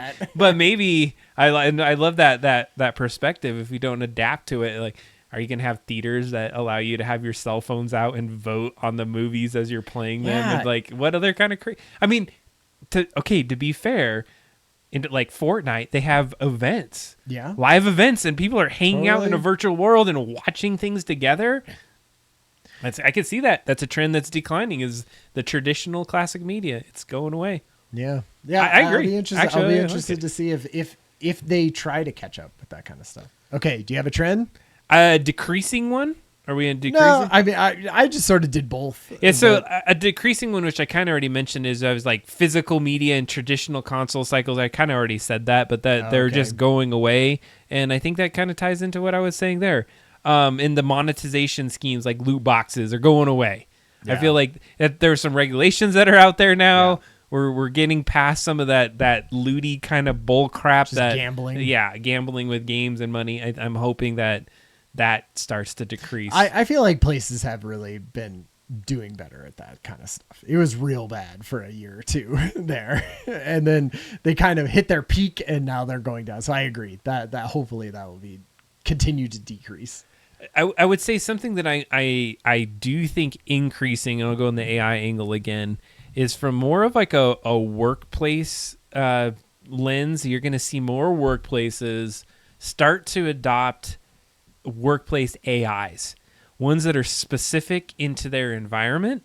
I'll just give you some examples. Is that I know Microsoft is huge in this space. They invested in OpenAI. They are focused on it. They have this suite of tools. They're forcing recall on everyone. It is a big thing. They see that as the future. And so if you're not familiar with what I'm talking about, imagine if you go to your work now and that everyone was able to contribute to a pool of information, like a Word document you wrote, or Excel document you wrote, or some email you wrote, and it all goes into the big bucket for the work. and that then you could query that, you could get data off of that, you use that data, and it's protected within your own little bubble there, and that all of your tools are going to now, you start typing an email and it has some information. It's going to suggest some things that are relevant to the bigger bucket of that you have at your work. It's going to give you insights and analytics that are going to pop up, and maybe how you communicate. And it's just really going to start to be invasive in our work environments in a much different way. I mean, in some ways that sounds great, right? You'd be like, okay, the whole marketing team now has an AI that's specifically designed to help them do marketing copy and help them find things that the marketing team has created and all of that. And it can just look at all of those documents. Absolutely. I think it's great. I'm gonna pull something out of the Discord that somebody threw out there, and then they had posted something that said the only perspective on AI that matters. And this lady named Joanna says, I want AI to do my laundry and dishes so that I can do art and writing. Not for AI to do my art and writing so that I have to do my laundry and dishes. Right. And so I think of that quote, and it kind of applies to what I'm saying here, is that, what are those things that we do at work that it's going to start like doing for us, and they're going to be like, no, you really got to go do this grunty work here, because we'll do all the bigger strategic pieces. We'll do the fun stuff. Or you've already trained the AI to do a majority of your job at that point. Yeah, it gets scary at that point. Then who's doing the work? Right. Exactly. Everyone you are now training it. Who's training it with new stuff? The last one I had is, I feel like we're going to keep getting poor implementation of generative AI. I feel like nobody has hit the perfect little spot of what is the good way to integrate this into products and services, right? I still feel like I don't necessarily, like, maybe the AI stuff, probably the most dramatic one is Photoshop, and Adobe, like putting their stuff into that. And that using it really well. But I feel like I still go back to ChatGPT and do a lot of stuff and just in the context bubble, and then I paste it and do things out of it. Like the integrations that we have across that, I feel like have not been super great. And I still feel like everyone is kind of figuring that out. One prediction I have for something that might ramp up a little bit more, or I'm hoping a trend will increase, is I had to figure out a lot of stupid crap with this house to build, and like new things to sign up for and new internet to get and new stuff, like all the different things. And there was still a ton of really bad, like, help of how do I get this to work, right? Why won't this integrate in with this now? How come, all of that. And I feel like the help sections of things will hopefully get smarter in this way. I would love for it not to just say, hey, you want help writing that email? You're like, no. I need help on why won't this network connection work with this other network connection that I'm trying to do? And how come you can't just look at that and give me some real world help? So I'm hoping that the trend that goes up is less just trying to help me write things and real, actual, practical things that I want AI helping me with. I love that. And, I think that there's going to be an increase of dependency on AI, and we're past the search engine era. Right. I think we're now having to query a lot of that data. Interestingly enough, I feel like I've been doing more of that on OpenAI and ChatGPT. Right. Just the other day, I searched something up on Google, and their AI gave me an answer, and I asked a yes or no question. And I can't remember what it was, but I remember it specifically saying, no, this is not the thing. And then right underneath it, it absolutely contradicted itself. You know what it was? It was the Mad Max thing. Oh. I said, which one of these movies came first? Did Furiosa come before, before the regular Mad Max? And it's like, no, Furiosa, or something came first, and it was completely contradictory. And I was like, what? Like, if you just cannot read beyond the first line or do some additional research, totally. I'm just nervous that people are going to start creating some stupider versions of humanity, because we're going to be trusting that these LLMs are dropping out some of these things that people are not going to know any better to trust. Yeah, totally. And as it gets better, you trust it more, right? So then, we don't even know. Yeah, and then so are we saying, and maybe this is a collaborative thing, is that we're getting into an area where we're not having to use our brains as much, and a lot of the theme that we talked about, like people getting disinterested in actual communications or traditional ways of entertaining. It's going more towards this weird thing that we don't necessarily know exactly what it's doing, and it's going to feed us some of these decisions and the ways that we move in our life. Oh, I didn't want to say this one, but ads in AI, and not the kind that you would think that's like blatant, but the ones that kind subtly of like tickle you. It in. Like, can you tell me a little bit about the history of the presidents? And you're like, yeah, the first president was George Washington. Man, I'm hungry for a candy bar right now, don't you? By the way, the next president, and like it's gonna like put it in there just enough to like tweak you. No, it'll be like the first president chopped down a cherry tree, right? And it'll be like, and it'll go about cherries for a minute. And you'll be like, why did it talk about how great tasting tart cherries are? And then you'll be like, oh, right, because they're, the cherry thing gave them, $1,000 to incorporate that into 0.1% of responses or something. They're like, and he cut down a cherry tree, which, by the way, was created cherry Pepsi back in the day. It was delicious. You're like, damn it! It's gonna feed all this crap in there, but it's gonna be so subtle that you won't even know it. That's the scary part. That's the part. It'll be scary. Okay, I had one that I didn't write down on here, but I was thinking about a trend increasing. I do think that Adobe is going in a very specific direction. And I feel like their trend of being like, this is a super professional thing that is enhanced with AI, they're going to keep in that direction. And I feel like I don't know if that's Canva or I don't know who that is, but I feel like someone is going to start taking more of Adobe's they probably already are.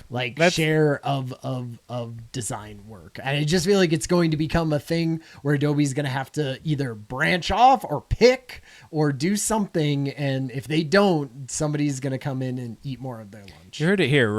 This has been Ryan's like hill it's like this year. Well, like it's your thing. It's my thing. And I feel like I defended Adobe for a very long time. And I work with all those programs. I do work with them every single day, but I also don't want to be the type of person that just goes like, yep, everything they do is great and I'm just the fanboy that is going along. Like I want to be able to look at outside things and have it change my opinion and maybe even have me change what kind of software I'm using day to day. It could happen. I changed. Yeah.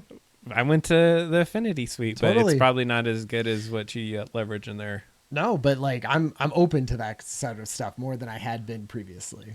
Which is a little different. What I really appreciated about tonight is that we had a really good conversation through a bunch of the things and predictions that we've done through time. I mean, this was a fun one. Yeah. Appreciate everyone being here with us tonight. We're getting close to the end here.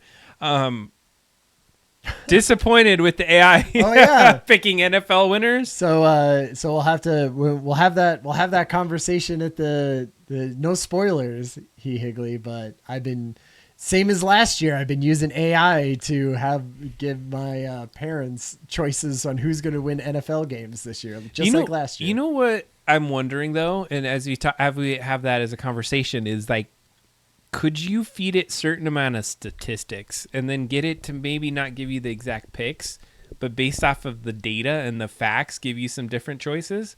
I think you could do like really. This is where Moneyball comes from, right? Like the baseball thing, which is like using stats to choose players and how they work together and how productive they are versus just sort of like looking at top level stuff and how athletic they look. Right. And I feel like it's the same thing with all of that. And yeah, I can imagine lots of stuff coming up of saying, you weren't looking at players, how, I don't know, like a million different things of like how they interact with each other. All the stats on like how they perform per game. But I think it'll go because you can do that right now. It's probably happening. Right. That's happening right now. That's been happening for years. Right. Of like that kind of that that part statistics, of it, right? That like heavy data statistics. I think what you're going to get now is because now you have even more data that can get crunched. It can be like, how are players mixing together and how do they play at certain Oh, stadiums that's what- versus yeah. other. And so then you're like, now I'm making my team based more on like not how one player is, but how they all mix together and how, you know, all of it. I think. Are you talking fantasy football or just picks I and was winners just- too? Because there's the winner side. Because everything you just described is 100% what people do. Right. But you use AI to like drive that a little harder. Yeah. Well, I think even just choosing players for the team, right? Like what Oh, players does God, the that's gonna be Yankees, crazy. what Yankees players are going to be for the Yankees? It might be people that you didn't think, but they work amazingly well together or do something. Man, it's just like, how does AI just get all over our Everything. everything? It's Everything. just, and then It's like computers, right? Nobody had computers. And then when you have computers, computers work in every industry. And now computers are part of every single facet of your life, right? Yeah, It's just yeah, going to be yeah. exactly the same thing with AI, but even faster, right? The adoption will be even faster. It feels like there's some crazy moments in there though. There was some what was it? Somebody got misidentified as like stealing something or doing something nefarious with some sort of camera device. Man, I feel like I need to write down some of these stories because I'm scrolling a lot of the time. And it's not necessarily just a TikTok story, but I'll be on like Lemmy, which is kind of like Reddit, and reading some of these things where people get misidentified or something happens and they're like, oh well, our AI thing just said that we should look at you or do that thing. That's scary as crap to me. Yeah. And I what was it? Just being able to do like some of the work with changing people's faces and like the amount of truth that we're gonna know anymore and the history you can change. Imagine if you do a lot of stuff with AI now and it's passable and it lives for another decade, and that's the media that becomes the history of Right. now. At what point do you think like that's actually what it is? Yeah. Well, that's because you could do things at massive scale with AI, right? That you couldn't do with just sort of like one history book here or one something there. And so I guess the point is that a lot of our predictions are going to be the escalation of AI. And of course, that's part of our show. There could be other predictions that are non-technological Totally. or related. Do you These are have the any of things- those? These Or are just the things that I've been thinking about, you know? So which is things in my world, which is AI and software and video games and things like that. So I that's what know I'm we're thinking so nerds. Yeah, At the end it's of the true. day, that's. I mean, this is the nerd cast to hang out with Adam and Ryan. It's I mean, true. the fact that this is how we hang out is by chit It's been chatting. 3 hours. Hey, come on down and let's hang out for 3 hours and drink some LaCroix, whiskeys, and chit chat about AI. Totally. No, I That's the love show. it. It's been a good thing. So thank you for hanging Yeah. out with us tonight. It's been fun. If you have any predictions or any other insights, Discord? Yes. Go to doubledropdown.com. You can find the Discord, Double Dropdown on Discord. Talk with us about. Oh, we had, what was the thing from last year? We got to show that. Remember? It was we got a. What was our here? Oh it yeah, I is. added more to it. Did it? Right before the show, I added to this. All right, hold on. We gotta share this one. So this was the we got Grass Toucher of the Year. What the fish is that about? Yeah, I know that was kind of a lame one because that's saying like it's almost like burning us. It's like, hey, you didn't stream enough. You ain't touched Or- a lot of grass, yeah. Or right? you didn't watch enough streams. Like under Double Dropdown, obviously we probably didn't watch it that many. Okay, there was streams. 300 Unless- hour total chat set, total streams, 50. clips, It's like new geez. subs, new followers, Well, so top categories. so we were looking in here because Lars was saying the same thing. It's like it's sort of like a burn, and then I found other ones. The Just Chatting Champion of the Year, right, which is like 5,000 hours watched. Wait, what did we have? Wait, those are chats. Where's the watch hours? Total hours watched. Oh yeah, because we don't watch out of our. I watch out of our. Oh, okay. How would we get 370 That's hours? true, that's so true. I watched Kylia through that one. We are And then, so I was just saying. looking at randoms. Yeah, I was just finding random ones because I was like, the one that we got was a burn. Like Clippable rating adventure of the year. So like everybody else's was good, and then it was like, oh, you went and lived life more.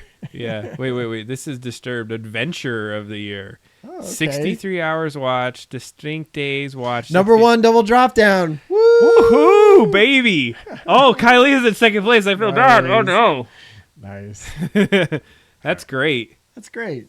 Thank you. Appreciate you. That was fun. No. Oh yeah. Happy special Christmas wishes. Is that toilet? All right. Well, in any case, thank you for hanging out with us. We're gonna have a whole nother 2025. I think next stream we're gonna play some. We're gonna try to find another Twitch game that y'all can be a part of. We love playing Jackbox. That's gonna be another part of this year. Oh, before we go, I did a Jackbox thing at work, and there are definitely Jackbox games that suck and really? Suck the mood out of the room. Bro. I was like, the ones we played, the drawing ones, the murder mystery ones, awesome, great ones. Okay. But there was one that was really bad where you do like graffiti. They're like, welcome to this town. We're gonna do graffiti, and you have two people that draw something, and then those are the only two people that draw, and then it switches to other people in the party. Okay. So it's like you only have one or two people drawing at one time, and then you're watching as they draw it. So if somebody draws something really terrible, then you have to draw on top of their terrible drawing, and it goes for like 7 rounds, and it was dreadful. So I was like, oh man. So it's like the T-shirt islands. Yep. Those are classic. Any of the like the drawing ones. There was a couple other ones. There was one fun one where it was like a Twitter version one. So we're gonna play some of those. Yeah, but cool. If you come up with ideas on other Twitch games, something with Twitch, something with Twitch integration that we can like play for 20 minutes, half an hour during streams. We would do that. All right. Good night. Good night. And have a good one. Yeah. And happy 2025. Happy New Year. Happy New Year. Peace out. Bye.